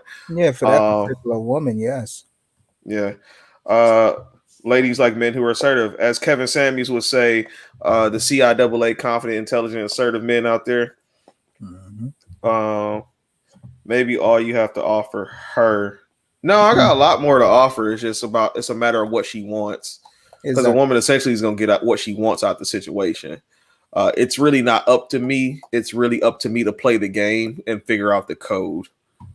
Mm-hmm. Which is why, you know, I believe in just saying what you want up front. See, you should have been around, Jocelyn, when I had this conversation a couple weeks ago. See, men know we're competing for women. We don't there aren't too many guys who will flat out reject that some girl is talking to other guys. But the problem is women don't understand that they compete for men too. And actually you probably compete for men probably on a much higher level. than men compete for women because we kind of. I used to say, little boys grow up to and are told that they're plenty of fish in the sea. Little girls grow up and they're told, get you a good man while you can. So we go out and date with the mentality of we can get more of you. If she doesn't cooperate, I'll just go get another one. They'll just keep coming. Whereas a lot of women, especially if you have a good dude, you're gonna do what you want, what you have to get that guy to stay. But no, we know we're competing. That's why men, we get haircuts, we get our, I get my beard trimmed. We try to stay fit. We try to make a lot of money or as much money as we can because we understand that that's what the competition is. Men understand the competition very well. Mm-hmm. We live it. Again, when you were young and got rejected by, whatever girl at whatever age, you knew from then, like, oh, I have to be better than this guy. Yeah, because you'll look and see like, okay, that's what she like. But, growing up now, you just have to understand your lane. You have to understand that being a guy like me, right? You know what I'm saying? Right. I know that I'm average or like a slightly above average or whatever. But you know what I'm saying, I still would know my lane. I wouldn't be trying to go for an Instagram model because I know the vast majority of them, if I talk to them, that they're just trying to get a bag. You know what I'm saying? And I'm not trying to give up a bag. Even if I had, $1 million. I'm not trying to give that up. So no. It's just like, you got to understand where your lane is, who has a similar temperament to you. Yep. And sometimes, it's not, some women don't want a guy that is 6 feet or that's thin. Sometimes, the stockier build. Like, you just got to know your tribe, Mm-hmm. And you just got to go for yours, bro. Yeah. Go for yours. I mean, a lot of things are just individualized, but Absolutely. But there are also these general rules. Are you trying to get the bag with her? Like, if she's getting the bag, let's see. Oh, Jesus. This is another topic I wanted to cover, why a woman's money doesn't matter to a man. We don't think in terms of your money. If you meet a guy who thinks in terms of your money, you should probably leave him alone. Because he's probably gonna plan on using it. Yeah, that's a straight manipulator. And okay, look at this. Um, Look at this. I think any dude can get any woman. That's not true. Not true. That's not at true all. And no man's gonna agree with you on that. Because if that was the case, I would be probably with anyone. Like, I'd probably look. If that was true, then many of us would probably have the woman we want and we'd all be married and happy. And that's not true. Yeah, that makes absolutely no sense. That would take out the whole point of self-improving, for working out, for getting money. That would take out the whole need for competition. Oh yeah, for sure. Doug said most men already know it's a competition. Also, we know what we qualify for. Your Serena analogy from earlier was proof. Yeah, I know it. Look, I know that I am a teacher, and Serena Williams has millions of dollars. Her husband, I think, is a billionaire, right? I believe. What can I can't compete with that. That dude is flying her to like Italy overnight. Yeah. You know how much an overnight flight to Italy costs? Yeah, it all depends, like I was saying, where she's at in her point in her life and what does she want from you. You know what I'm saying? Because she said she tried it. Yeah, she tried. Oh, because so a lot of those women are probably, like you said, with the being a household wife, stay-at-home wife or whatever, but with the pool boy, you know what I'm saying? The pool boy ain't got no damn money. No, but he gives her that excitement, and he probably just looks at her like, oh my god, she's so gorgeous. Or even like the Will Smith, Jada Pinkett, and August Alsina thing. Same similar scenario. You know what I'm saying? Like, August should know that he is not going to have a relationship with Jada. You know what I'm saying? Like at least he should have knew that. He should, you know what I'm saying? Like, come on, bro. Like, you should, you know what you there for. You know what I mean? You a B-list R&B artist, bro, and that's Will Smith. Probably, yeah, he probably not even B list because I'm like, man, he went through all of that publicity and still didn't even sell. So go Right. figure. I guess this is about the money. Now I'm kind of just freestyling. The last one, actually, the last one I was gonna say is when it comes to getting into these situations with women, you make her feel the pain first. You remember, so Patrice O'Neal, he had in one of his sketches, in one of his bits, he was like, "Ladies, you know how you feel about giving up sex to a guy? Mhm. Well," he said, "compare that to how guy. It's like if you take that feeling, apply that to how guys feel about their money and their time." Mhm. And boom, light bulbs went off. Like, oh wow, I didn't think about that. Mhm. So make her feel the pain first. It's kind of just saying like, yo, you need to like kind of make a parallel situation. So when it comes to things like, and this is probably going to cause a little bit of a stir, when it comes to things like cheating, Mhm. women tend to think that, you know, men cheat the way they cheat, but it's not necessarily, or if they do it, they should be able, you know, if men do it, they should be able to do it themselves. But what would feel worse to a woman if a man goes out and just has sex with another woman, or what if that man goes out and he's taking care of a separate woman, he's paying all her bills, feeding her kids, taking her kids to school, doing all the family shit, but then still coming home to you at night, right? The latter. Yeah, like I'm pretty sure that the latter would seem a lot worse to a woman, but Mhm. for some reason, like, you know, you have to say that in order to make them say like that's really what cheating is to a man. If I give up my money and resources to other people freely, then that's a lot worse than me just giving up sex. Yeah. It's a ill dynamic, but yeah, I mean, like you said, men and women are different, and Our values are different. absolutely, What we absolutely. value is different. I don't really care about a woman's money, Jocelyn. I don't care about her money. Like when I'm talking to a woman, I don't really care about her money until she gives me an attitude about it, and not necessarily like I make more money than you, but like she'll kind of like turn her nose up at me.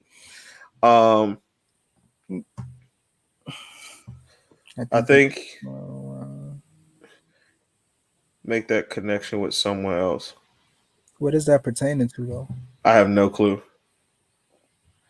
Uh, I wish. See, the Oh, I thing think she's about talking about the cheating. I think that's might be what she's talking about. Maybe. oh, the connection is not a physical, it's not an emotional connection most times. Now we have to be able to access that in her to be able to get it.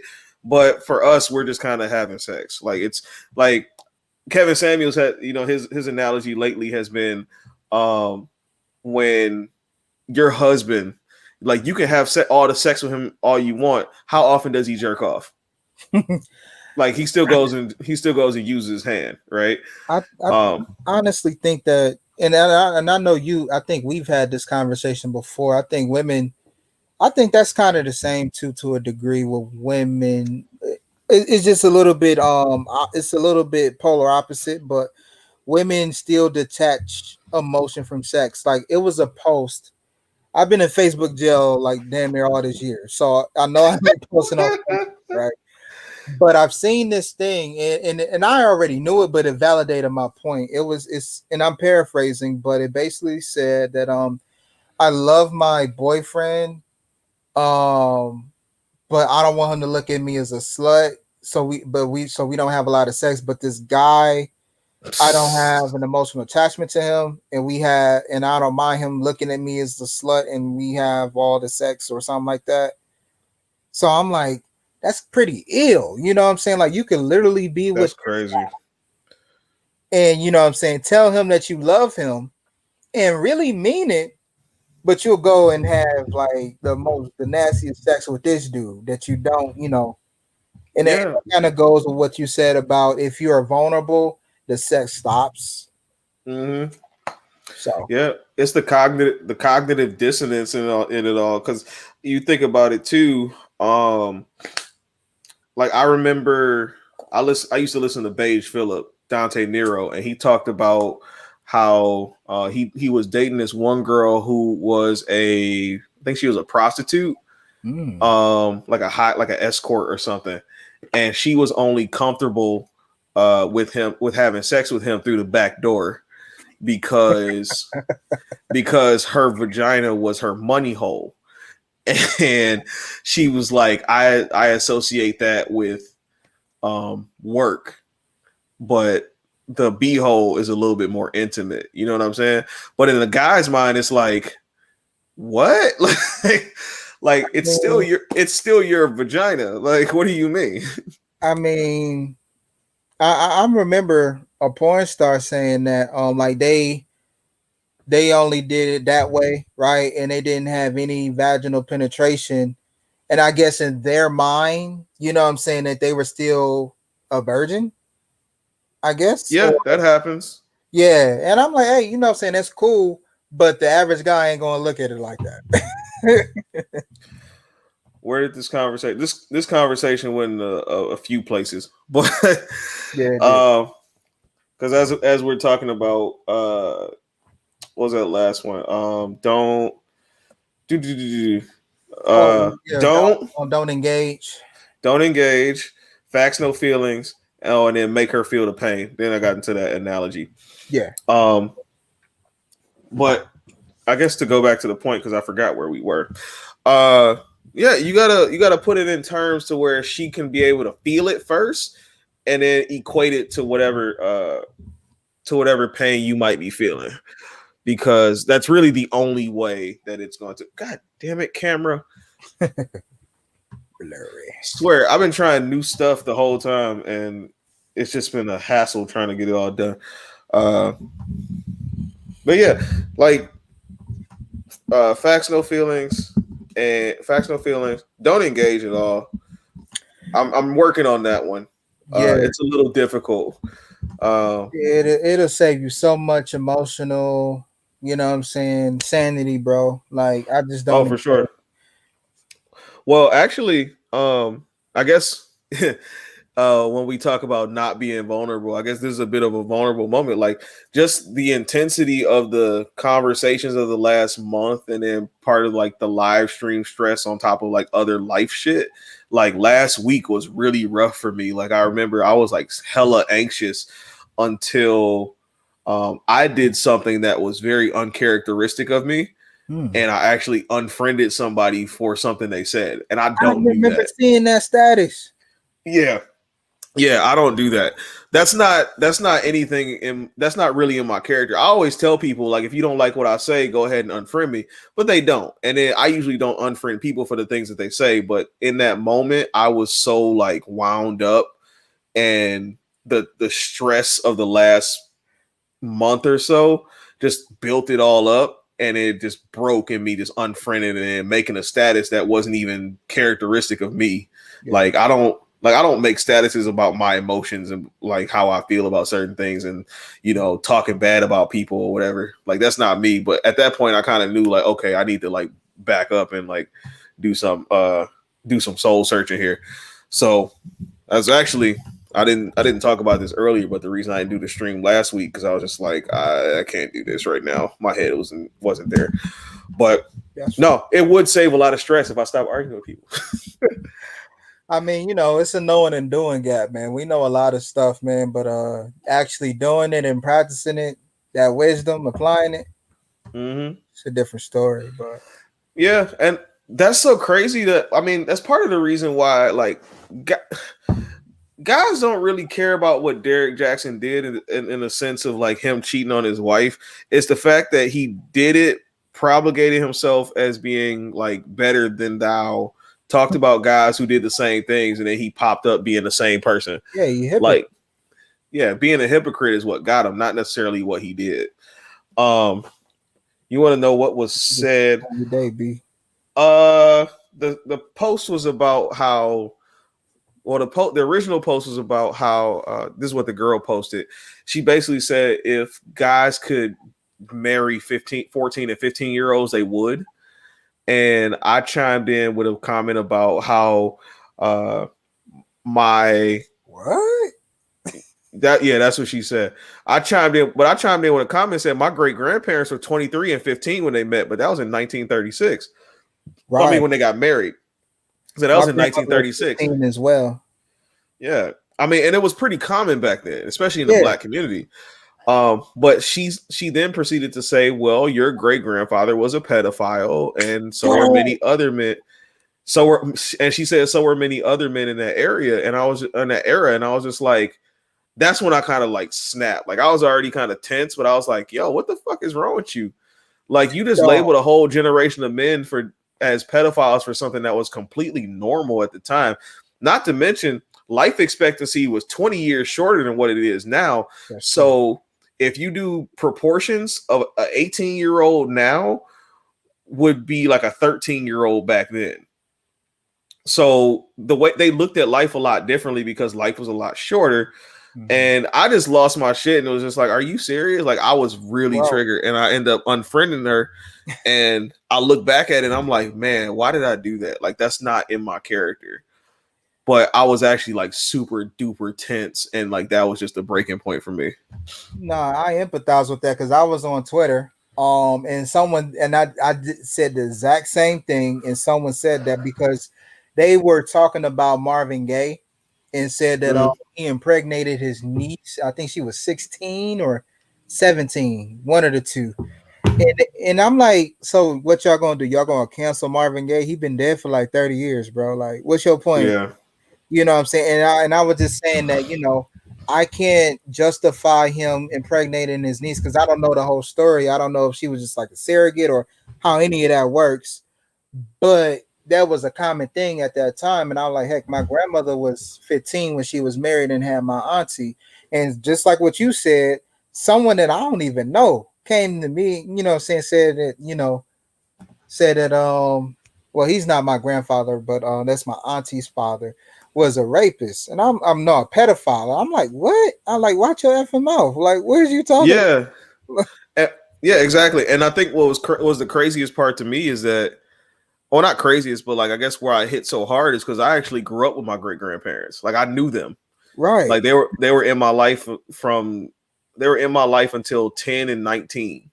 You know, my great grandfather passed when I was like 8 or 10 or something like that. I can't remember. And then my great grandmother died when I was 19. And so I had a really good relationship with the both of them, and I didn't look at them like that. I mean, they were old, but you know, to say that they were pedophiles for doing something, or ephebophiles, as Terry so eloquently corrected us. It's ephebophiles. EPH phebophile. But yeah, I mean that was something that was common and normal back then. Like, and a lot of times we put these rose-colored contemporary goggles when we look into the past, and I honestly, and I might get a little flack for this. That's why I have a really difficult time labeling a lot of white people as racist back then, because they just went along with the crowd essentially. Yeah, they may not have just been like purely racist, had a really good reason for hating black people. They just knew that in their society they were told that black people should be like, black people are horrible, and that's what they went along with. Yeah, but you know, the somebody opened my eyes to the 5%er theory, and maybe I got it wrong, but like only like a handful of people are going to question what they're being told. So yeah. So for me, I'm like, I'm not going to tell them that, oh, you were pedophiles, you were in the wrong, you were ephebophiles. Like, no, you got to put stuff into it was a time, and that's what most people don't do. And I'm looking like, you know, this was, like I said, my grandmother, my auntie, 50. So like we talking in the late 50s. You said in the 30s and the 40s with your grandparents. My great grandparents. Yeah, but my auntie, she was born in 58. So my grandmother, you know what I'm saying, was 15. So like I said, from the late 50s on and prior to that, you know what I'm saying, like you said, that was like a norm. And I was like, well, that was like common law back then. So then the retort, and it could be, yeah, it should be in one of these in this acronym. You know what I'm saying? She was like, so because slavery was legal, that was okay. I'm like, man, I just like, I'm just telling you, look, as in this lens, no, but back, and I mean, even the slaves then, no, like it's to enslave people should be morally wrong, but I mean, granted, slavery has been a part of our being since the beginning of time. It's just that black people got a different form of it, and actually, it was really one of the. I mean, there's still slavery going on. I heard there's slaves in Uganda, but like, there's. I mean, it was really one of the last of the worst forms of slavery. So you make progress. But yeah, you know, But no, but no, I didn't care for that, and that's what made me like.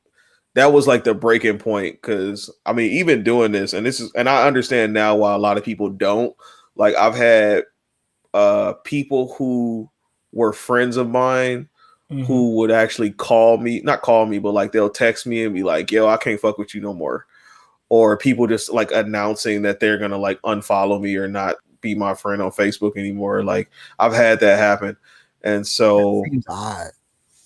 it is kind of odd, but at the same, and it's odd for me because I never think I say anything too bad. I know I talk about a lot of things that trigger people, but as far as what my opinions actually are, I don't think I say anything too bad. I feel It's just, the same way about myself, and it happens. So yeah, but it's one of those things that, and I mean, we can talk about it ad nauseum, but like, I learned from my ex-girlfriend who the relationship ended in like September that especially when a woman gets emotional, she listens. All of the things that she hears are filtered through her emotions, and she'll process it the way she wants to process it. So if I say, like even earlier when I say like, oh, you know, you would score some brownie points with a guy if you sent him a picture, it was taken as, you think I have to bring myself to submit to his will just because of what he likes, even if it makes me uncomfortable. I'm like, that's not what I said. But that's just what happens. People will take these things if they're triggered, and you know, then they'll process it how they process it, and then they'll tell me like, "Hey, I don't like how you did that," and then I don't have to talk to them no more. I mean, I would at least, what I do is I try to at least ask a person what did they mean before I try to give my own meaning, because anything could be misinterpreted, especially when you're not hearing them talk and you're not seeing their body language, Mm-hmm. because that's pretty much the majority of communication anyway, between two people. So when you're just looking at text, that's only what, like maybe 10% of what they're trying Right. to convey. So it's like a whole 90% that's going unaccounted for, and none of that. And you can only go based upon what you think that they are trying to convey, and you Oh got to yeah. ask the person like, what did they mean when they say that? Oh yeah. And I tell people too that, you know, it's crazy that I get into so many debates and stuff on Facebook, but when people see me in person and we have conversations, it's a totally different energy. And I don't know if it's because of who they decide they want to be on social media, or whether they're able to get the full nuances of what I'm saying, but the interactions go way different when they get the full communication, the eye contact, the vocal inflections, the tone, everything else. Like, it's a very, very different energy. So would you say that things are more positive from in the energy is better when you're in person as opposed to on Facebook? Is that what you're saying? Oh, absolutely. Yeah. Absolutely. Because even when I meet people, okay, so I also learned too that there are people who see my post and they don't react to it. So I don't necessarily see them. Oh yeah. Um, but I also meet people who disagree with me on some stuff, and I've had conversations with them, and by the end of it, they're like, "Okay, I see what you mean now. Like, you're not this horrible person I thought you were." I'm like, "Yeah, I know it because I've thought about these things, and you know, it's almost like they're like, but you're forgetting about what women go through." Like, no, we've been told what women go through all of our lives. Like, I can't help but to think in these situations about women in these situations, about women and what they go through. They're included. You know, women are included when I think about these things. But once I get a chance to explain it, the energy is much, much different. Yeah, I mean, Much, much this different. whole social media thing is just smoke and mirrors, man. People It get on is. there, they create a personality, and a lot of stuff is capped, man. Oh, So for sure. it's the most ridiculous place to be when you really sit there and think about it. It is, which is another reason why I've been telling myself this for the last like couple of months. Like I'm gonna stop arguing with people on Facebook. I've been telling myself this for the last couple of months, and honestly, I I've slowed down, believe it or not, but I've also had to like change my perception of what was going on because like even now I will argue and debate, but I also know too that some people are doing it just to fuck with me, Of and course. some people are doing it, I don't know, for their own entertainment. But I also noticed too, and I was gonna make a status about this, but I also noticed too that sometimes, uh, even when I make good points, these women will go back and change their original comments to say something else. So That's for instance, interesting. yeah, so for instance, in a conversation about it was a picture of a big girl and somebody asked the question, does she deserve a high value man? Oh Right? man, someone tagged me into that. Yeah, I was like, Yeah. don't try to get me back in Facebook jail, bro. So in the comment section, I basically said what every other guy was saying. She can get what she wants. She doesn't deserve anything. She's not entitled to a high value man. She has to work for that. Nobody called her fat. Nobody, but no, we did say a lot of people did say though she is overweight, and a lot of high value men don't don't look for that. Um, but when I made the comment, the woman had said something about, you said she doesn't deserve a good man because she's big. I was like, a good man? That's not what I said. And I said she's not entitled to a high value man is what I said.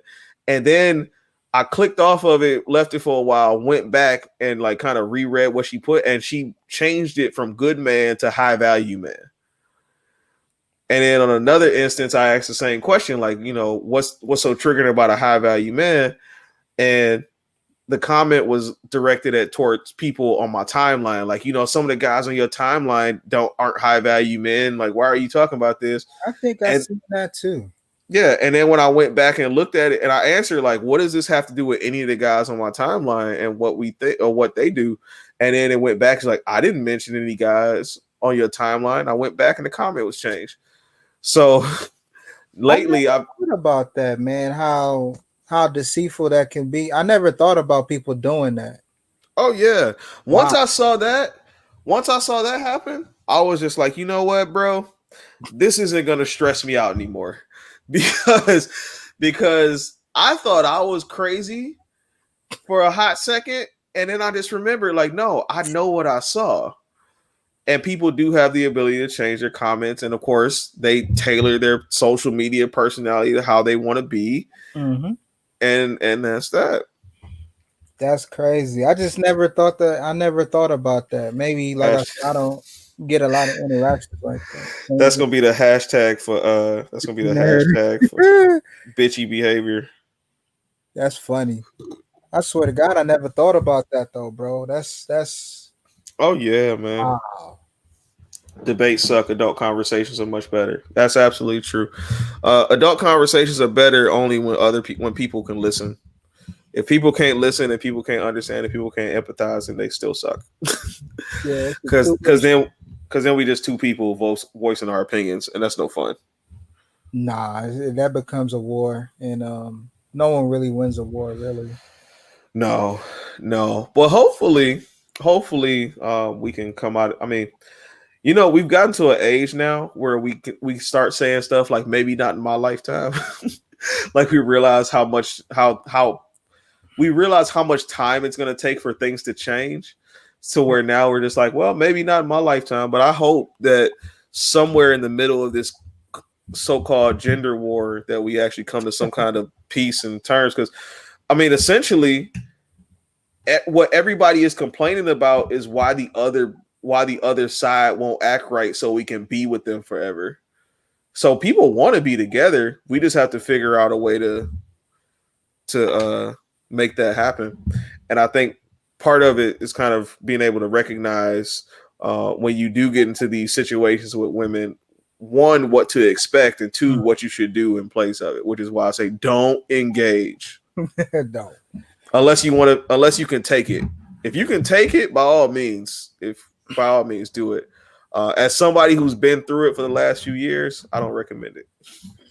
Only thing I could say about this quote unquote gender war and the way to resolve it is people just work on self improvement, man. I just think that Yeah, the be your one best thing, self. yeah, I mean, I think the one thing that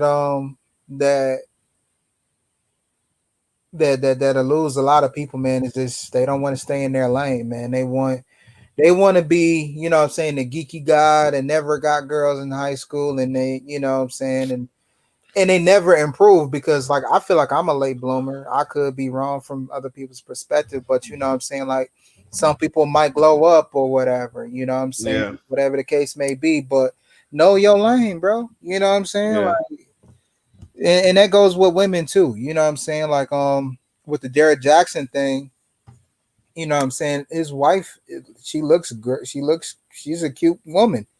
But based upon, you know what I'm saying, the way he went about stuff, I'm like, that's not she driving out her lane with him. Granted, you know, when she was with him, you know what I'm saying, he wasn't no sex symbol dude, you know what I'm saying? He was just a big right, football player looking dude, you know what I mean? But right. he didn't got his value up, and he, you know what I'm saying, he taking advantage of his appeal. So Yep, sure is. it's just, you know, you in a whole different lane, and you know she good for marriage, but for not for what he want to do, because otherwise he wouldn't be cheating the way he is. Nah, he out there smanging because he can, Yeah, and especially if you like that whole saga is just interesting to me because she a little off, he's off.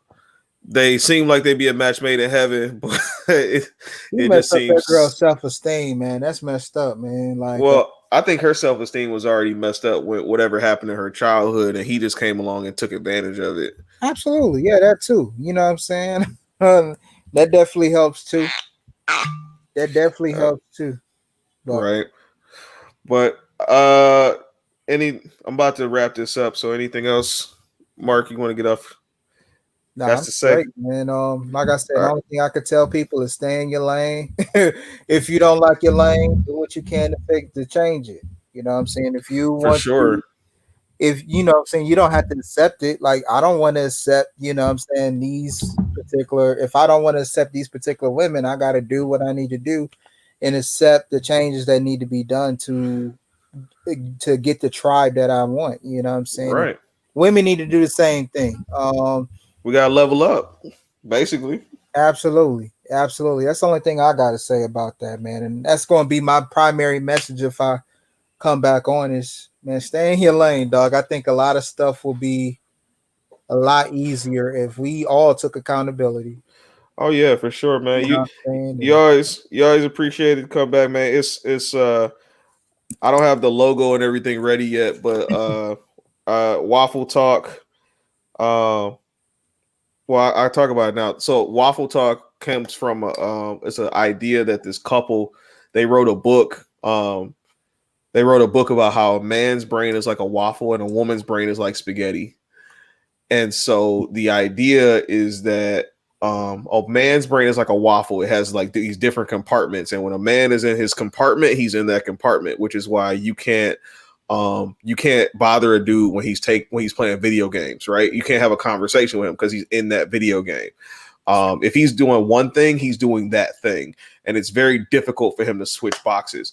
Whereas with women, their brain are like spaghetti, in that everything is touching, which is why everything has a connection to it, which is why she can talk on the phone and do her nails and yell at her kids and cook dinner and do, like, it's one of those things, everything's connected. And another reason too, um did you know that there's a nerve in the There's a nerve in a woman's vagina that is connected to the religious part of her brain. I never knew it was a religious part of your brain. Well, there are like all these different parts of your brain that receive information better than others. And the religious part of your brain is connected somehow to some nerve in the sex organ, which is why women kind of make the connection of like, oh God, oh Jesus, or whatever into sex. It's very interesting. Women and men take advantage. That's why it's important to pack light. People reflect and carry on. Absolutely. Yeah, don't bring your baggage too far. Just curious, the reference of Kevin Samuels is brought up a lot here in the videos of him giving advice to women and being realistic when he used to do videos on men getting their shit together. Mhm. Will you do a segment on men setting realistic expectations for themselves? I mean, absolutely. That's very beyond fair. I mean, absolutely, because I mean, in it being Waffle Talk in a space for men to gather together and talk about our issues and everything. Part of that too is also just kind of leveling up. Like, I mean, I'm not the expert. I'm not out here just killing the game with all these chicks, but I do think that there's some knowledge for like the average guy that I can kind of like pass on. So eventually, yeah, like we're gonna have some other things, not just me asking women like, why are you doing this? What is up with you? Because honestly, I feel like quiet as it kept, man, I think a lot of men are very delusional. Especially when it comes to the manosphere. I feel like Oh yeah. I feel like that has gotten to the extreme, and it's like very crazy where guys think that, just kind of like what you said about a young lady earlier, that I believe that you said it was your coworker. She was 31 and She had all them aspirations. Yeah. yeah. It's just like men do the same thing. They feel like, I'm gonna give me they feel like they can be Ronald Isley. They can get them a woman that's like 30 years younger than them. And it's just like he's an exception. He ain't the rule, you know what I mean? And a lot of men think that they can do that, and it's just like, no, that's not it. Right. No, we really have to be realistic in what we want, but also we have to try to figure out if the standards that we set are really for like my coworker, I think, is deflection. You know, is it because that's really what you want, or is it because you don't feel like you can get it and so it's safe? You know, and that's a huge problem with people too. Yeah. Let me see. But all right, Mark, I appreciate you coming on. I'm about to wrap up in a hot second. I gotta make some last minute announcements and stuff. Cool. All right, appreciate you, man. More than welcome to come on anytime. Yes, sir. All right, bro. All right, you too. So appreciate Mark for coming on. That was fun. It was a good conversation that we had. Appreciate Kel for coming on too, as he usually does. And we'll hear more from them later. So, a couple of things that I wanted to talk about real quick. I'm,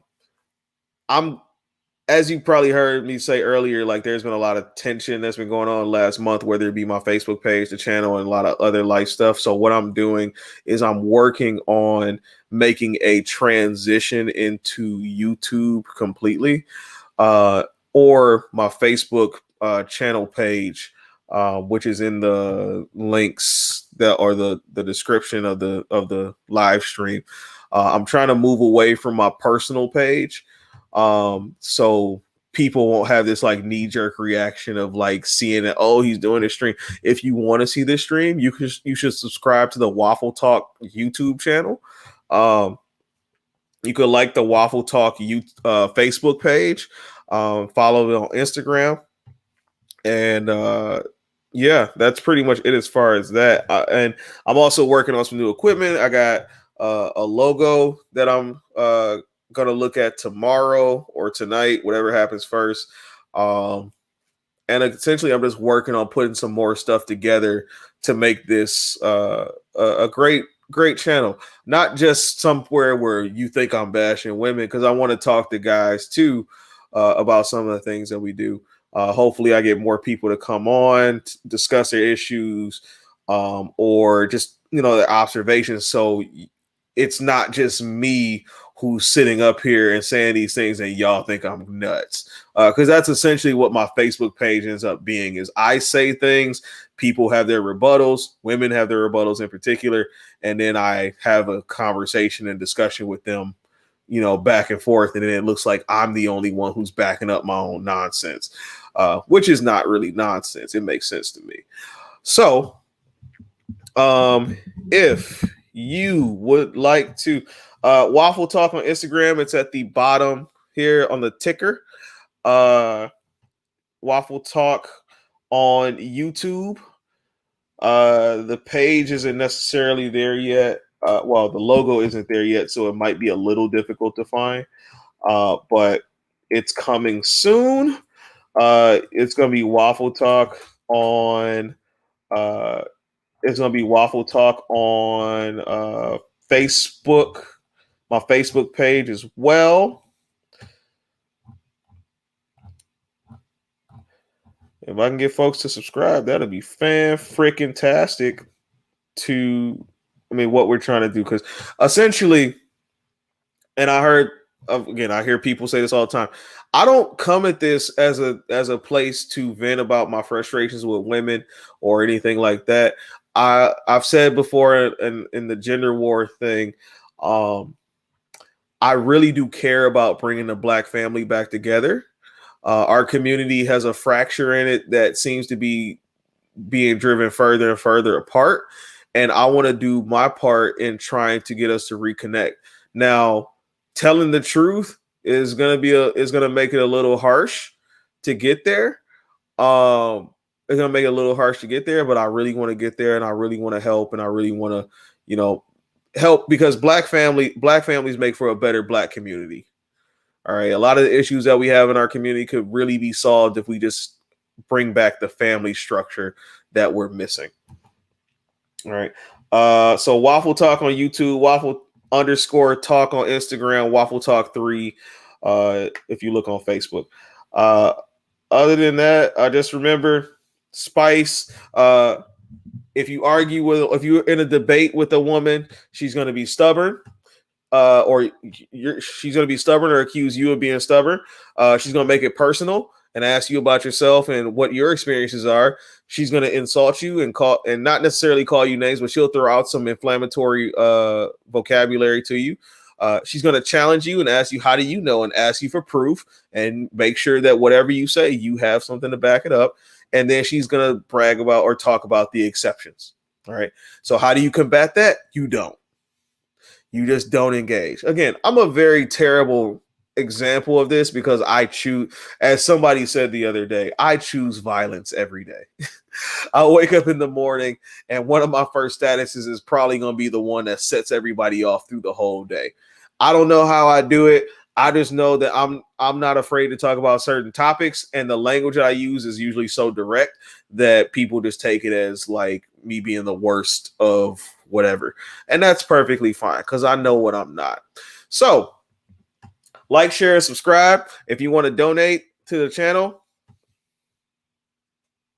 there's a Cash App information right there. If you want to donate, help me get some more equipment and all this other stuff, help you get a nice little production going on. Totally up to you. It's there if you need it. Other than that, I hope you all have a wonderful rest of your evening. It's almost it's kind of past my bedtime a little bit on the East Coast. Not East Coast, Central Time. I'm on Central Time. It's a little bit past my bedtime. And so I am going to get out of here. All right. Peace, be breezy, and I love y'all.